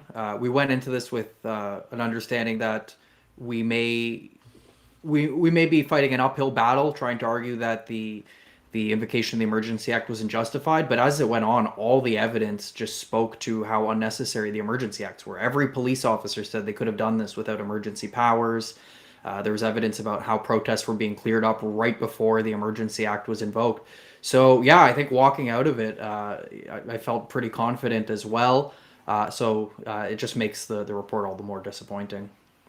One of the things that we were talking about a little bit earlier with Alan Honor is how little time was given to some parties. And obviously there is this challenge. You have a number of people that I think deserve to be at the table that all want to get their kick at the can, from the Ottawa Police Service to Peter Slowly to the Government of Canada, the Commission itself, the Freedom Convoy, the corporation representing them, and so on. And the JCCF had to share standing with two other groups. And I'm curious if you felt that you were given as much time as you deserved given the circumstances, or if you felt that you were deliberately constrained by the process. I think it would have been nice to have more time, and I think that both the TDF, well, all three of us really, it would have been justified to grant us each individual standing. I mean, there's some question about the appropriateness of lumping us all together, and I think at the end of the day, the three of us, the three groups that shared our standing, us, the Democracy Fund, and Citizens for Freedom, I think at the end of the commission hearings, it was pretty evident that we had made a pretty serious contribution to the core of the argument. I mean, there were only a handful of parties at the hearings that were actually arguing about the act and the legitimacy of the invocation of the act and whether the terms of the Emergencies Act were met when the emergency was declared. A large number of the parties present were police officers or police organizations, basically trying to pass the buck to the next police officer or the next police organization as to who was responsible for the policing failure, all of which deserves a hearing and an inquiry like this. But we were among a small number of groups who were actually arguing about the meat of the issue. And it definitely would have been nice to have a bit more time, to have access to longer periods of time to cross-examine. I think, to be fair, there are some real practical concerns about trying to run an inquiry like this in as short a period of time that the commissioner had to run it. I mean, practically speaking, if all of the parties were able to have, an hour of cross-examination with every single witness, as we may have liked, or many hours as we may have liked, we would still be in hearings now and probably would be for a long time to come. And that, because the deadline for the report was set actually in the Emergencies Act and can't be changed, it was just practically impossible to give everybody as much time as they wanted. I think the important thing is that in the time that we had, we clearly established that the thresholds under the Emergencies Act were not met. And we made the best use of the time that was available to us. And I think we made our case in the time that was available to us. And it's, without getting into the meat and potatoes of it too much, it's disappointing that the commissioner didn't agree. One thing I would say going into it, I go into all of these things being very pessimistic, just because any time I've ever gotten my hopes up about a court case, I've been disappointed, except for the one that I did in which I won. But the ones I cover never go my way. But as the commission hearings went on, I was getting more and more optimistic because I was seeing the story was being told. I was seeing police talking about all these different things that they had proposed that were not the Emergencies Act that they thought would have worked. And again, it wasn't meant to be a process indicting or implicating the convoy. It was meant to be a process investigating the government. But I thought that, even if the commissioner upholds the Emergencies Act as appropriate, he might still be more critical of some of the measures used, specifically the financial measures, which were insanely broad. I mean, one in particular is that it really allowed anyone who gave a $10 donation to the convoy to have their accounts frozen, if you read the way the text was worded. And the commissioner seems to say, Hatcham, well, that we don't know of donors where that happened, so he says it's not really an issue. But to me, that kind of skips over what is a pretty serious thing. Just because the government doesn't use the full extent of the power it gives itself doesn't mean it didn't give itself an extraordinarily excessive amount of power. Yeah, and with respect to the emergency economic measures, we saw at the hearing there was a real lack of accountability as to who is using the measures. So we heard evidence from Finance Canada talking about how they drafted what eventually became those economic measures, but then they sort of washed their hands and said we didn't decide how they got used. And then we heard from the RCMP, who sent lists of protesters to the banks saying, well, we ultimately left it in the hands of the banks to decide how they use the powers, and then we didn't hear from the banks. Yeah, and we also had government saying that or police saying they just found media reports and sent those along to banks. Yeah, and it came out at the hearing as well that the banks had protection from liability if they acted under the act, but there wasn't anything if they didn't act. So you can understand why they did what they did.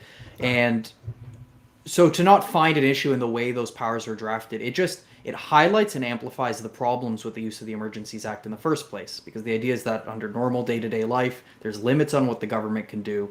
The Emergencies Act allows them to lift those limits and to do extraordinary things. And then we see the way the power was used was to create this very unfettered power to really mess with people's lives. I mean, to freeze people's bank accounts. I've heard stories from people talking about how they couldn't make their mortgage payments, they couldn't buy groceries, they were getting calls from their family, unable to just get by on the day to day. And so to find that was appropriate is disheartening. What would you say was going into this the aspect that you thought was the Anti-Emergencies Act side's strongest argument? Like, what did you feel was the thing you had the greatest likelihood of success on, and where did the commissioner land on that issue?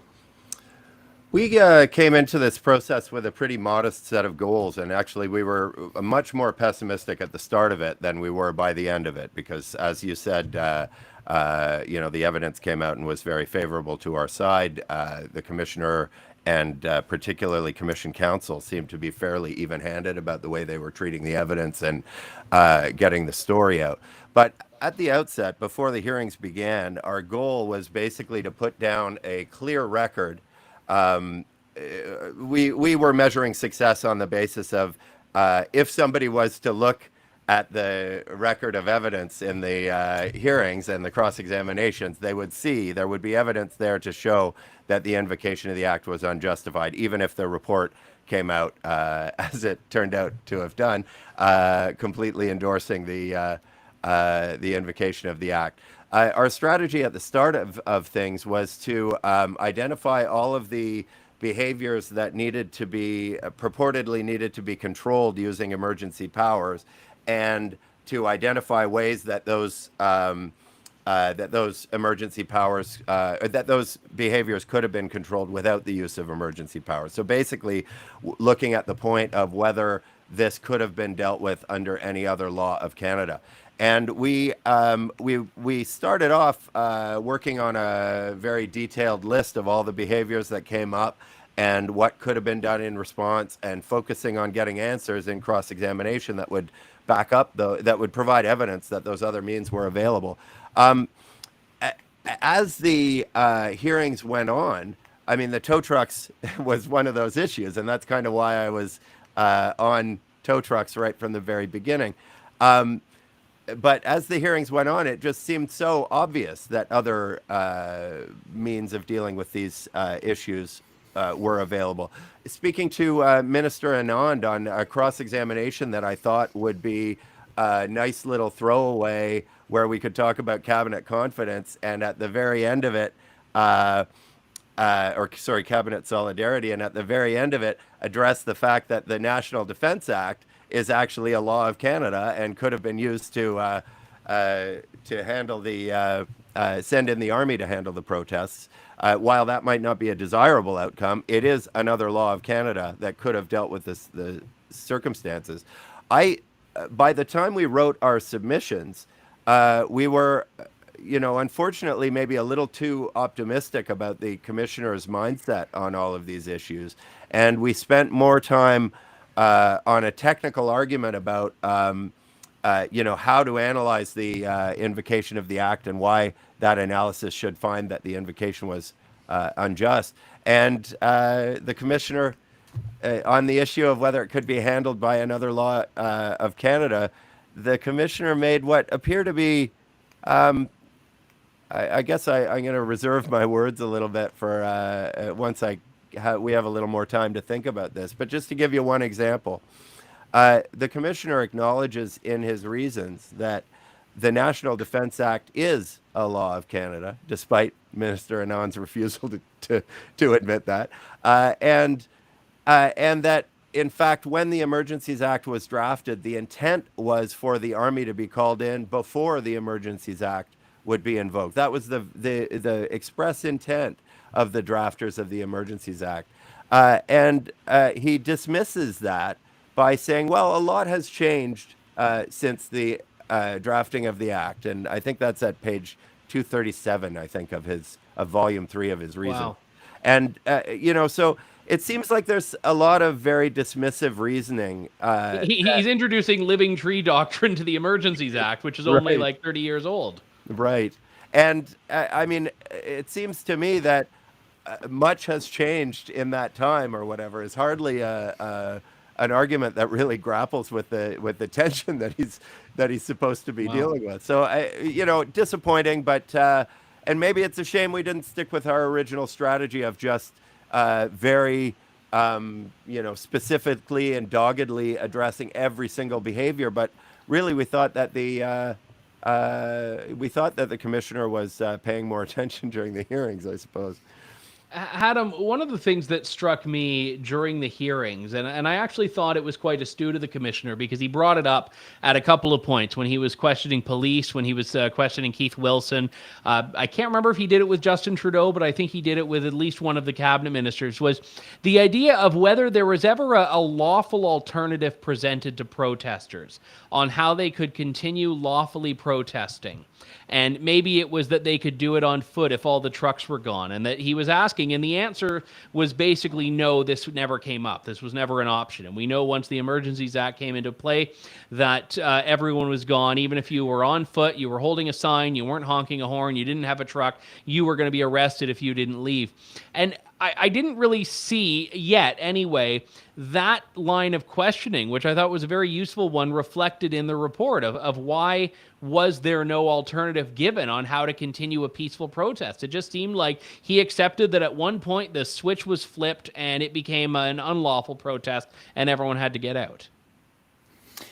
So I actually did see, I couldn't give you a page number, but I did see a reference to that in the report where the commissioner talks about the fact that protests were allowed to continue in front of the War Museum in Ottawa, which is a little bit down the street from Parliament.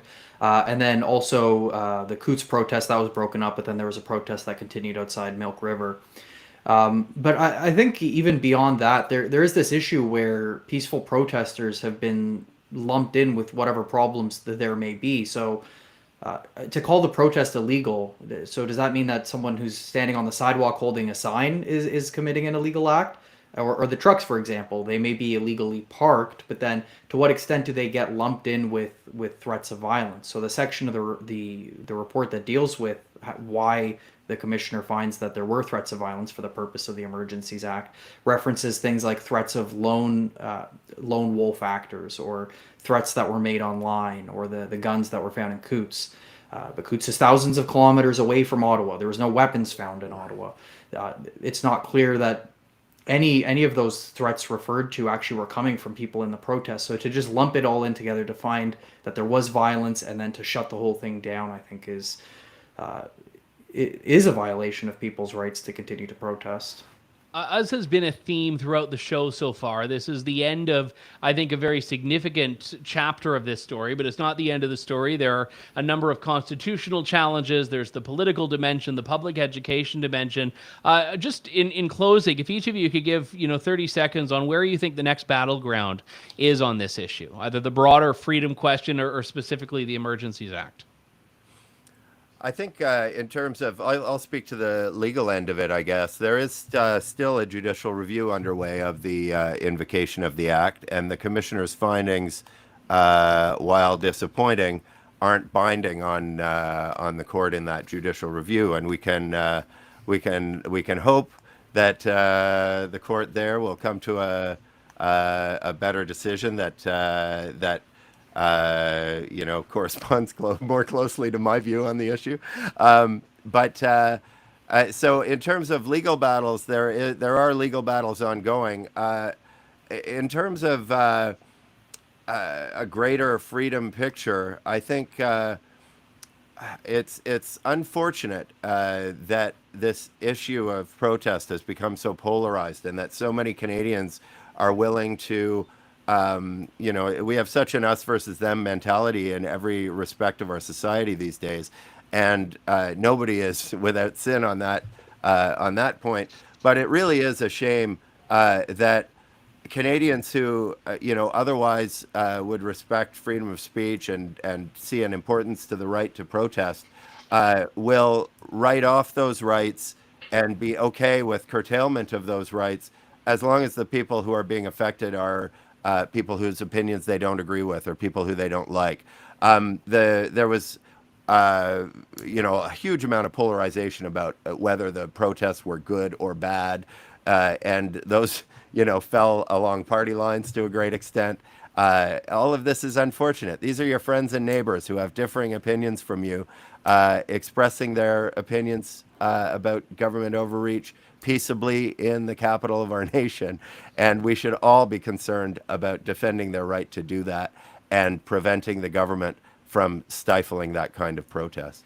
Yeah, and I would also say that it was never a question of agreeableness. You could dislike the Freedom Convoy and everything it stands for and still accept that they have a legal right to protest. And I think there were a lot of people that took, as I said earlier on the show, a somewhat Machiavellian approach here, and that I don't like them, the Emergencies Act is invoked, and then a few days later they're gone, so therefore I'm okay with it. And they don't think of the longer-term implications of it. But I will give the last word to you on this, Adam. What are your thoughts on the next battleground here? So since Rob addressed the legal side of things, I guess I'll address the kind of the public, the thing that involves the people at home, which is that the whole purpose of this inquiry is to hold the government accountable. But there's one more layer of accountability, which is that all the evidence was public, all the arguments are public. People can go onto the website and they can look at these things for themselves. They can see the coverage of, like for example, yours, Andrew, and others, and they can come to their own conclusions. Because at the end of the day, this report has no legal binding effect. Its power is in its ability to persuade the people in power, persuade the people at home. And so, if the people at home have any questions, they should look past the report to the actual evidence themselves. Look at things like the video updates I did and other people's coverage and come to their own conclusion. Because at the end of the day, and I think Rob would agree, sitting through all the evidence and listening to what everyone had to say, it seemed pretty clear to us that the Emergencies Act wasn't needed or justified. Adam Keir and Rob Kittredge of the Justice Center for Constitutional Freedoms. Thank you both for your work on this and for coming on today. Great speaking with you. Thank you. Thanks for having us. All right, thank you. That was great. And just as we said earlier, we're standing by for Pierre Poilievre to do a press conference from Calgary. I believe he was in Calgary today, in which he'll give his response to this. But I wanted to go through a few other observations from myself today, because it was odd, because at some points, Commissioner Rouleau takes a very even-handed view of things, and at other points, he tends to veer what I would say is outside his mandate. In particular, one case, if you're following along at home, it is in Volume 3, page 196 to 197. There won't be a quiz later, but if you want to play along from home, that's where you look for it, in which he talks about the government messaging. And he quotes Justin Trudeau's reference to, quote, the small fringe minority of people who are on their way to Ottawa who are holding unacceptable views. And he says that these comments inflamed protesters. He says it hardened their resolve and embittered them towards government authorities. But then he says this: I expect that the Prime Minister was intending to refer to the small number of people who were expressing racist, extremist, or otherwise reprehensible views, rather than to all Freedom Convoy participants. It may well be that his comments were taken out of context, including by some media. However, in my view, more of an effort should have been made by government leaders at all levels during the protest to acknowledge that the majority of protesters were exercising their yada, yada, yada. Ugh. But what he says there is that, well, Justin Trudeau said that, but what he meant was, he probably didn't mean it. Why didn't he say that himself? And I don't mean during the commission hearing when he just tried to revise history and say, oh, I've never called the unvaccinated names. Yeah, you did. Everyone saw the video. But why didn't he, in the course of the convoy, say, all of you have a right to protest. I condemn the individual people that are doing X, Y, Z. No, he painted them all with one brush. He said they're stealing food from the homeless. He said they're white supremacists. He said they are standing with people who wave swastika flags. He said vile, reprehensible things about these protesters, and he did not distinguish the good ones from the bad ones, the fringe minority from the overarching movement that was peaceful and positive. No, because he didn't.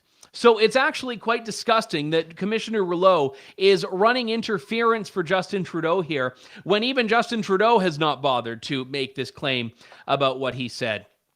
And Paul Rouleau similarly tries to weigh in on this idea of when the protest became unlawful, of when the protest became an illegal one. And he calls it an occupation, which, as you know, is a very loaded term. And he said, I don't consider that the protest became an occupation as of the first Saturday. He said the protesters had basically been invited, that's the word I was looking for, invited to park their trucks for the weekend in various locations in the downtown core. By Monday, however, when they refused to leave, the invitation was clearly revoked. And he said, in addition, it was clear that the assembly was no longer peaceful given the widespread intimidation of residents. Well, that wasn't actually clear, and that wasn't widespread, and it wasn't demonstrable. It was certainly the case that a lot of residents felt aggrieved, but you also had residents that felt they were very okay with this, especially as the truckers increasingly tried to consolidate their presence onto Wellington Street. One other point, Rouleau admits that the legacy media amplified misinformation and disinformation. He says that there was misinformation about the Freedom Convoy, which was used as a basis to unfairly discredit all protesters. In one example, protesters were blamed for an act of arson in an apartment building, which the police later confirmed had no links to the protest.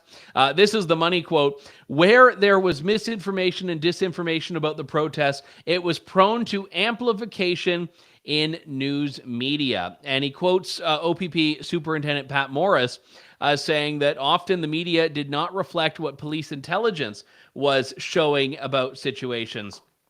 I mentioned earlier the distinction between what Marco Mendicino said was happening in Coutts and what Rouleau found, which was that there was no meaningful connection between the two. There was no coordination. So the idea that the arrests of people in Coutts should translate to defending the Emergencies Act use in Ottawa just doesn't hold water.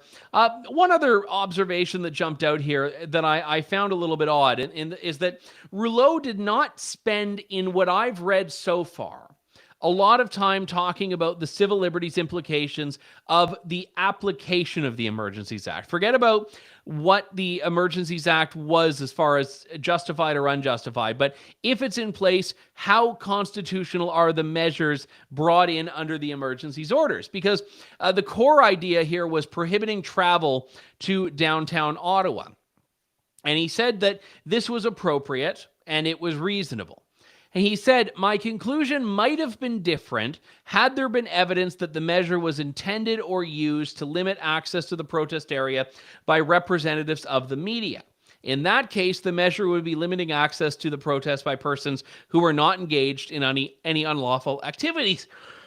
Oh, well, you're kind of ignoring that is what happened. And I just found on Twitter in 5 seconds a tweet from the Ottawa police where they say the following: on February 18th, 2022, so 1 year ago tomorrow, all media who are attending the area, please keep a distance and stay out of police operations for your safety. Anyone found within areas undergoing enforcement may be subject to arrest. There will be a media availability later today at 474 Elgin Street. So that part I don't think is the most relevant part, but the idea that media could be subject to arrest if they're found within areas undergoing enforcement. So in that case, the Ottawa police is saying directly that they will arrest journalists that, in their words, get in their way. So then Paul Rouleau says, well, there's no evidence that press freedom was interfered with. If there were, I might have a different position on this. Well, why didn't you ask anyone? And that goes back to the discussion I had with Brendan Miller earlier, when Freedom Corp wanted to invite several journalists, myself included, to testify, and that application was turned down by the commission, even though I think, again, how much I would have had to add or how much it would have changed the report, probably very minimal. But this is now something where the Rouleau is admitting there's a blind spot that his commission actually had the option to work around. So those are just a couple of the observations that I plucked out. Again, this is 5 volumes, 2,000 pages. Each volume is about 400 pages, and there are also academic reports that have been put in there, some policy recommendations. It's going to take several days to really go through this with a fine-tooth comb and pluck out some other things, but we are going to do that, and we are going to keep this discussion going and have other folks on that have had their own experience here. I do want to share a clip with you from Paul Rouleau. This is Paul Rouleau earlier when he was introducing the report and making that concession I shared with you that a reasonable person might come up with a different take on this than he did. After careful reflection, I have concluded that the very high threshold required for the invocation of the Act was met. In particular, for reasons that I discuss in detail in the report, I have concluded that when the decision was made to invoke the Act on February 14th, 2022, Cabinet had reasonable grounds to believe that there existed a national emergency arising from threats to the security of Canada that necessitated the taking of special temporary measures. I do not come to this conclusion easily, as I do not consider the factual basis for it to be overwhelming. Reasonable and informed people could reach a different conclusion than the one I have arrived at. I determined that the measures taken by the federal government were, for the most part, appropriate and effective and contributed to bringing a return to order without loss of life or serious injury to people or property. I also found, however, that in a number of respects, these measures were deficient. These included important aspects of the Emergency Economic Measures Order, such as the absence of any discretion related to the freezing of accounts or assets, and the failure to provide a clear way for individuals to have their assets unfrozen once they were no longer engaged in illegal conduct. That was Commissioner Paul Rouleau. He spoke for quite a significant period of time today. We just took a little excerpt there, but I thought it was interesting how even though this report is defending the use of the Emergencies Act, it's not an outright exoneration of the government in a really explicit, unequivocal way. And there was a bit of couching of that and a bit of nuance in what the commissioner was saying there, and that he said this is not overwhelming. A reasonable person could come up with another perspective, but even so, he says that on balance, he thinks it was justified, and on balance, he thinks the measures were appropriate. And the only exceptions he really carves out to that are he thinks that the asset freezing was generally fine, but needed a little bit of fine-tuning and needed a little bit of tweaking. And also that we have I guess the flip side of that is the removal of licenses of commercial vehicle insurance for drivers of trucks. He didn't think that that was also appropriate because he said then you're left with either a truck that cannot be removed from Ottawa, which defeats the purpose, or a driver who has to drive an uninsured truck from Ottawa back home, which again would seem to defeat the purpose. So he said that was kind of stupid. It was counterproductive, and there's no evidence it really worked. So we've heard from Justin Trudeau. Pierre Poilievre was supposed to speak at 3:30 Eastern time, so about 25 minutes ago, and we haven't heard from Pierre Poilievre just yet. So I think we were going to wrap this at around 4 o'clock after Pierre Poilievre's remarks. I think that if Pierre Poilievre doesn't start within the next 5 minutes, we will bring an end to this edition of the Andrew Lawton Show, and I'll encourage you to check out that on your own, and we'll revisit it in the show next week. Although I'm told that Justin Trudeau just finished wrapping questions, so it's possible that Pierre Poilievre was just waiting for Justin Trudeau to exit stage left before he can come on stage right. So we're feeling benevolent today. We'll give him 5 minutes, and then we'll move on if he doesn't come. Not that he's on our calendar, but we can set our own schedule here. I want to read a couple of notes that I've gotten from people who have been listening to the show, and I haven't actually had a time to look at them yet. One is from Sarah here, who writes, I am gutted, I am heartbroken, I am pessimistic, and I don't know what I feel about the future of Canada anymore. Help me make sense of this. Well,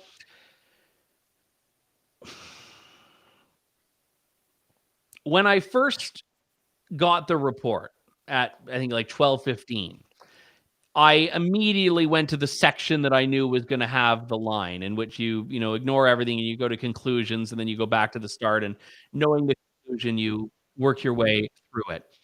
And it was one line that you saw in the report that jumps out: the decision to invoke the act was appropriate.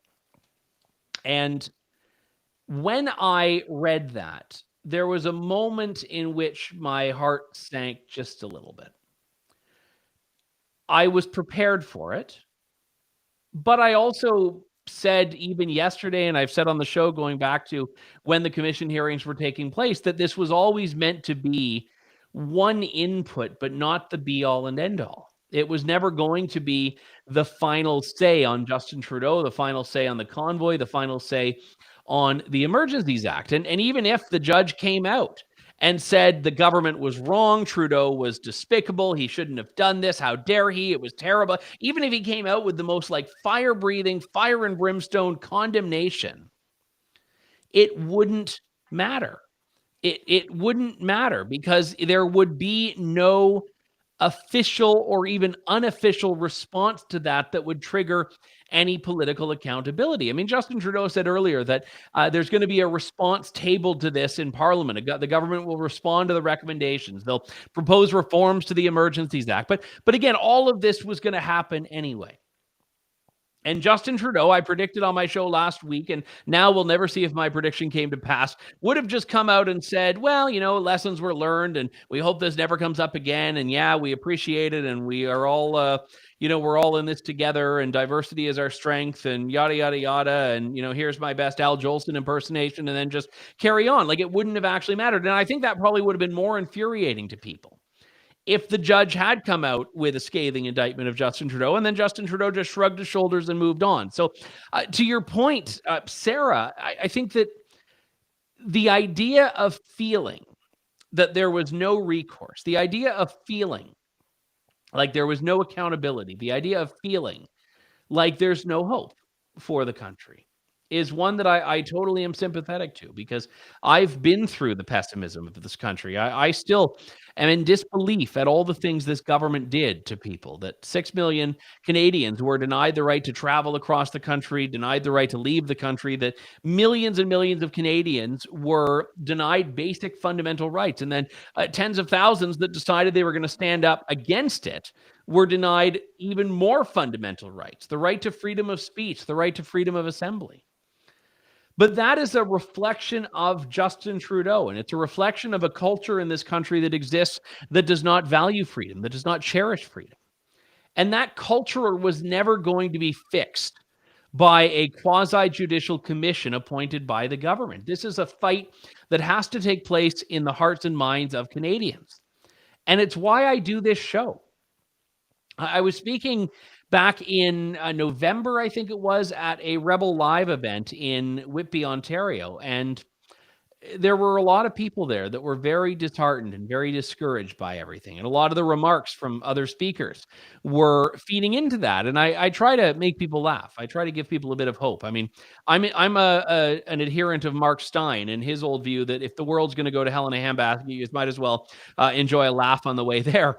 But the message that I shared with people was one that I was kind of convincing myself of as well, which is that I wouldn't do what I do if I didn't think that freedom was worth saving and could be saved.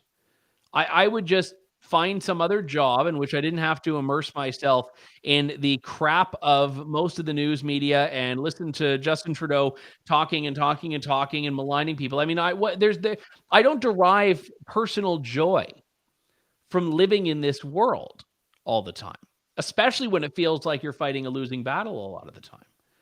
But I do it because I love standing up for something that is meaningful to me and meaningful to people that care about this and that I care about in return. But I do it because I believe it's possible to fix this and to right this wrong and to right this ship.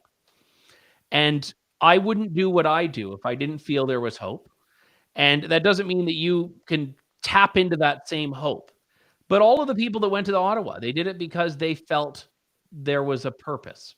They felt there was a value. The people that have continued to align with the freedom movement very similarly do so because they feel that there is something to that makes it worthwhile, instead of just, packing it in, going to live in the wilderness and waiting out your dying days, just knowing that nothing can be saved. You do it because you believe something can be.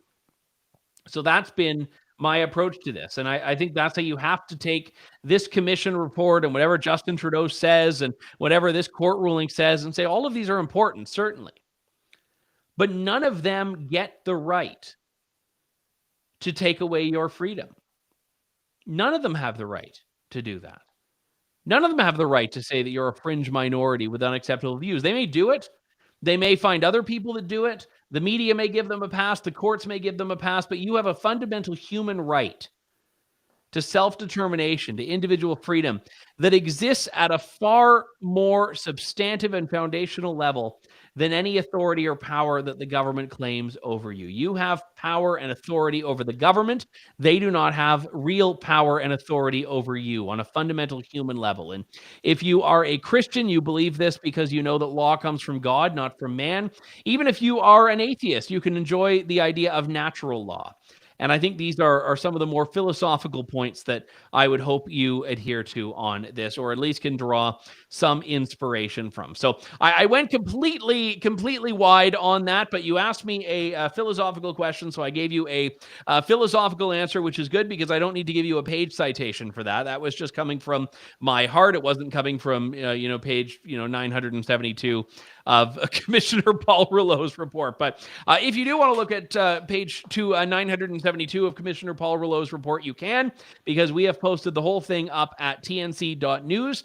And as I said, in the days ahead, we'll have some more analysis about exactly what is in that and what the implications are and where we go from here. And let me just say, before Pierre Poilievre speaks, I'm told there's movement, so he'll be coming imminently. So I've given him a generous 4-minute extension so far. The conservative approach to this is going to be interesting because they were critical of the Emergencies Act. So are they going to come out and say, we accept the finding? Are they going to come out and say, you know what, he was still wrong? Or are they going to just find like the few lines of the report that they feel justify their position and latch onto those? I think they're going to do that. So there's one line where Justice Paul Rouleau says in the report that this was a failure of many systems. It was a failure of policing, a failure of government. It was entirely preventable. I think Pierre Poilievre is going to come out and say this was preventable. The report proves it. Justin Trudeau could have prevented this. Justin Trudeau inflamed this. I think they're going to use the line about how Justin Trudeau's rhetoric contributed to this. They're going to use the line about how it was police incompetence and government incompetence that allowed this to happen. I think they're going to focus on those things and say that this is an indictment of Justin Trudeau, when, to be honest, I think that's the bad call. And I'll reserve judgment on the conservative approach until we actually see the conservative approach. But that would be my prediction, is that Pierre Poilievre is going to focus on a couple of little lines that will combat Justin Trudeau's narrative. He'll say it's not a slam dunk. He'll say it's not an exoneration. And he'll kind of treat that as though it actually reads into Justin Trudeau's actions a level of failure that I don't think is there, and that I don't think fundamentally people would draw from that. But take from that what you will. And I've had so many lovely comments from people that I'm going to have to get through after the show, thanking me for having Tamara Lich on. And I don't want to give you too much of a behind-the-scenes look at the show, because you'll realize sometimes that we're flying by the seat of our pants. But that came up like just minutes before the show. And I asked Tamara, and I've always been very conscious because I know that she has bail conditions, but she was actually in the same room as Keith Wilson. So I think she was able to make sure that, if anything was asked that she really couldn't answer, he would have been able to tell her one way or the other. But I was very glad she came. I know that people are always asking how she is, because she isn't able to speak as openly and freely, and she's not able to be everywhere, and she still is facing a crown that may want to throw her back in jail at the drop of a hat, as they tried to do when she dared stand in the same photo as Tom Marazzo. So that was why, when my producer said in our little team chat here, Tom Marazzo's on, do you want me to bring him on? I said, for the love of all that is holy, do not bring him on at the same time as Tamara Lich, because I don't want that screenshot to be admitted into evidence and have her thrown back in jail, of like the two of them on the same screen at the same time, even if they're not talking. So that was why I think we had them on separately. And if anyone is watching from the Crown office in Ottawa, you should know that there was no backstage where the two talked. We kept them like a grade 8, like a 1960s school marm with like the meter stick between them. There was no communication, no touching, no contact whatsoever.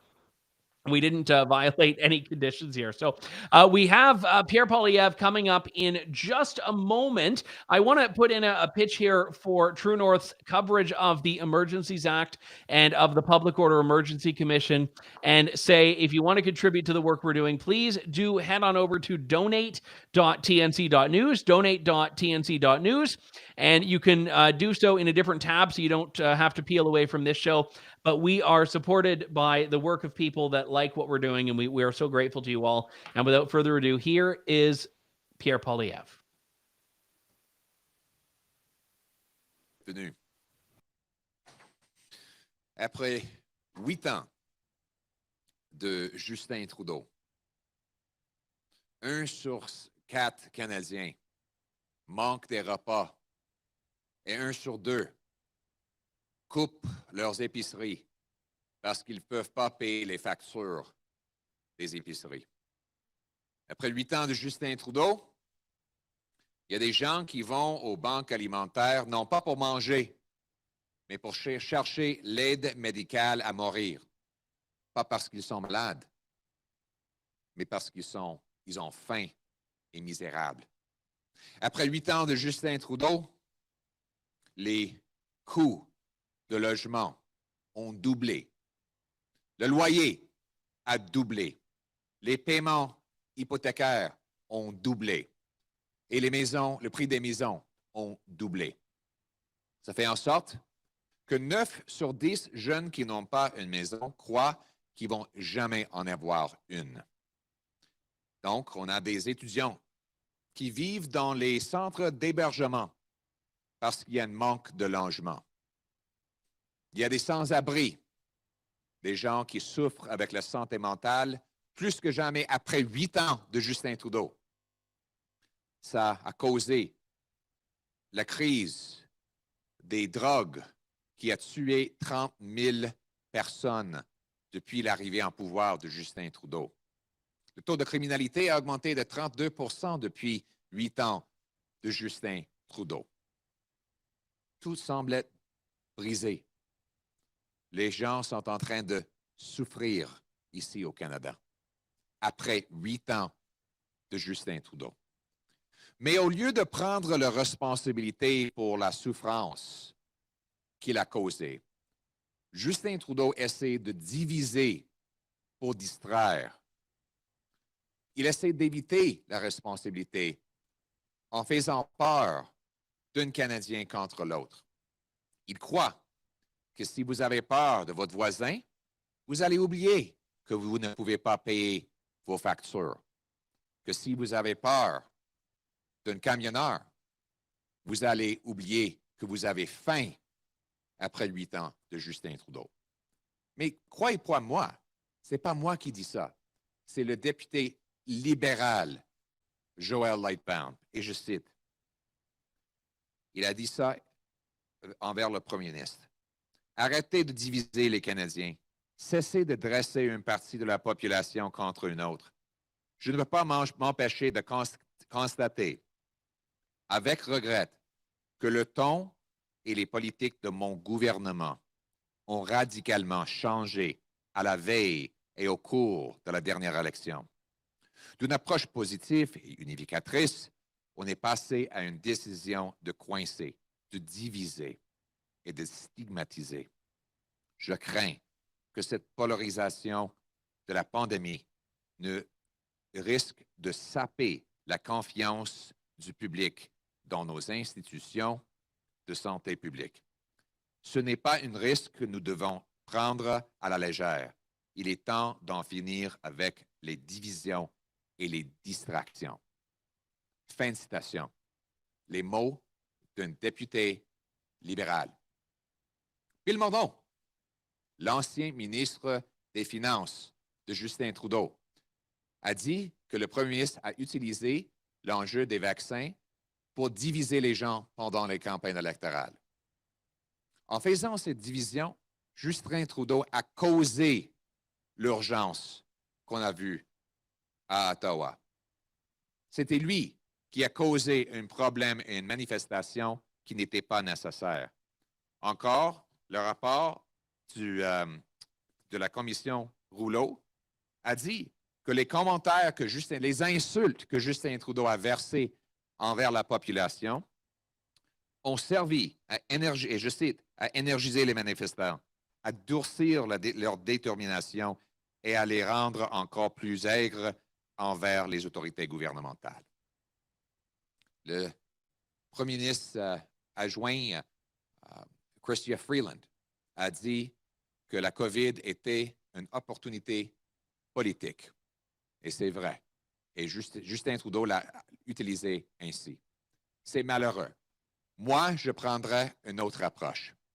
Je vais unir les gens. Je vais écouter leurs histoires et essayer de comprendre la peine qu'ils souffrent.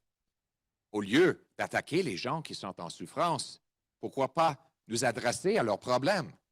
Moi, je vais éliminer la taxe carbone pour rendre l'essence et les épiceries plus abordables. Je vais contrôler les dépenses pour éliminer l'inflation que le gouvernement a causée pour que les gens puissent manger et payer le coût de logement. On va bâtir davantage de maisons pour que nos jeunes aient une place à vivre. Et quand il y a une crise de santé, on va écouter toutes les voix et permettre le maximum de liberté personnelle dans les choix de santé personnelle. C'est comme ça qu'on peut éviter ces genres de crises qu'a causé Justin Trudeau. Parlant des crises, aujourd'hui, on apprend que nos services de renseignement ont averti le gouvernement pendant les années d'une ingérence d'un gouvernement étranger et autoritaire. Justin Trudeau dit qu'il n'était pas au courant que nos services de renseignement ont rédigé l'un rapport après l'autre et qu'ils ont partagé ces informations avec d'autres gouvernements alliés comme la Grande-Bretagne, l'Australie, la Nouvelle-Zélande, les États-Unis, mais sans avoir informé le premier ministre. Il dit n'a pas jamais eu l'occasion de savoir. C'est pas vrai. Justin Trudeau était au courant de cette ingérence. Et il a accepté parce que l'ingérence était dans sa faveur. Il est en faveur d'une ingérence des autres gouvernements de l'étranger parce que ça l'aide dans les campagnes électorales. Et c'est la raison pour laquelle il n'a absolument rien fait pour combattre l'ingérence des autres pays dans notre démocratie, notre économie et envers notre population. Le peuple chinois sont des amis. Les Canadiens d'origine chinoise sont parmi les plus patriotiques, travaillants et honnêtes. Mais l'ingérence par Beijing et le gouvernement est inacceptable. Et nous devons prendre les actions concrètes pour l'empêcher et pour protéger la souveraineté de notre pays. Et c'est le gros bon sens. Il faut ramener le gros bon sens chez nous. Thank you. After 8 years of Justin Trudeau, cost of housing has doubled. Cost of mortgage payments, rent, and home prices have doubled, which means 9 out of 10 young people who don't own a home believe they never will. Think what that does to someone's psychology. You're 30 years old, you're in your parents' basement, you can't start a family, you can't save for your future, you can't build credit or collateral. And worse, based on today's high interest rates and rising costs, you calculate that you never will. So you lose hope. Worse, many homeowners are losing their houses because interest rates are going up after 8 years of Justin Trudeau, despite the fact that his government said they would stay low for long. So those people lose their homes, end on the street, and addicted to drugs. And after 8 years of Justin Trudeau, 30,000 people have died of drug overdoses. Crime rages as more and more violent acts go unpunished, with a 32% increase in violent crime after 8 years of Justin Trudeau. Meanwhile, 1 in 4 Canadians skip meals, and 1 in 2 cut back on groceries. because food prices have gone up so fast under Justin Trudeau and his carbon tax. People are walking into food banks, asking help with medical assistance and dying, not because they're sick, but because they're hungry and miserable after 8 years of Justin Trudeau. Veterans who go seek help are told by their own government they should consider getting medical assistance and dying instead of getting the service they deserve. And finally, the government says that all those people suffering from mental health, understandably, with how badly things are going, the government says they should use medical assistance in the dying. This is the hopeless state that Justin Trudeau has created. In Canada today, after 8 years of Justin Trudeau, everything feels broken. But instead of fixing those things, or at least taking responsibility for breaking them, the Prime Minister seeks to divide and distract. See, he thinks that if you're afraid of your neighbor, you'll forget that you can't pay your rent. If you're afraid of a trucker, you might forget that you're hungry and take your eyes off of the guy who caused the problem in the first place. Now, don't take my word for it. This is what a Liberal MP said when he commented on the Prime Minister's conduct. Stop dividing Canadians. And I'm quoting, stop dividing Canadians. To stop pitting one part of the population against another. I can't help but notice, with regret, that both the tone and the policies of my government changed drastically on the eve of and during the last election, from a positive and unifying tone to a decision was made to wedge, to divide, and to stigmatize. I fear that this politicization of the pandemic risks undermining public trust in our public health institutions. This is not a risk that we should take lightly. It's time to stop the division and the distraction. End quote. The Prime Minister's own Deputy Prime Minister, Chrystia Freeland, said that COVID was a political opportunity. And his former Finance Minister, Bill Bourneau, says that the Prime Minister used vaccines as a wedge issue to divide people. And thus, a lot of people were so helpless and so desperate, they ended up participating in a protest in Ottawa. This was an emergency that Justin Trudeau created by attacking his own population, by driving up their cost of living, by making it impossible for people to pay their bills and live their lives in peace. He caused the emergency that unfolded. And then when he caused it, he piled on, he poured more gasoline on the fire with nasty insults, jabbing his finger in the faces of his own citizens, something that even today's report acknowledged contributed to the length and the intensity of the protest. Everything feels broken in Canada, but we can fix it. As Prime Minister, I'll bring people together. I'll listen to their concerns and understand the suffering that they experience. In fact, I'll reverse the policies that caused that suffering in the first place by eliminating the carbon tax so that we can bring down heat, gas, and grocery bills, by clearing away the bureaucratic gatekeepers to build more homes so our young people have a place to live. I'll get off the backs and out of the way of our First Nations people so that they can supply themselves with a good quality of life. In other words, instead of divide and conquer, we'll unite for hope in this country. It's common sense. Now let's bring it home. Thank you. I'll open the floor for questions. We have time for 5 questions. Thanks, Carrie Tate from the Globe and Mail. I'm wondering if the story in today's Globe and Mail about China and the last election, whether that demonstrates the need for a foreign agent registry. That was Conservative leader Pierre Poilievre, and we are cutting short the Q&A as we did with Justin Trudeau, just in the interest of time. But as always, we'll keep an eye peeled and share any clips with you from that are relevant. I just want to say, first off, I called it. I knew he would talk about the commissioner finding that Justin Trudeau's conduct and comments inflamed protesters. But I will say, Pierre Poilievre, I think, focused on the bigger picture of this, which was ignoring the report almost entirely and just saying this is a country that is not working right now.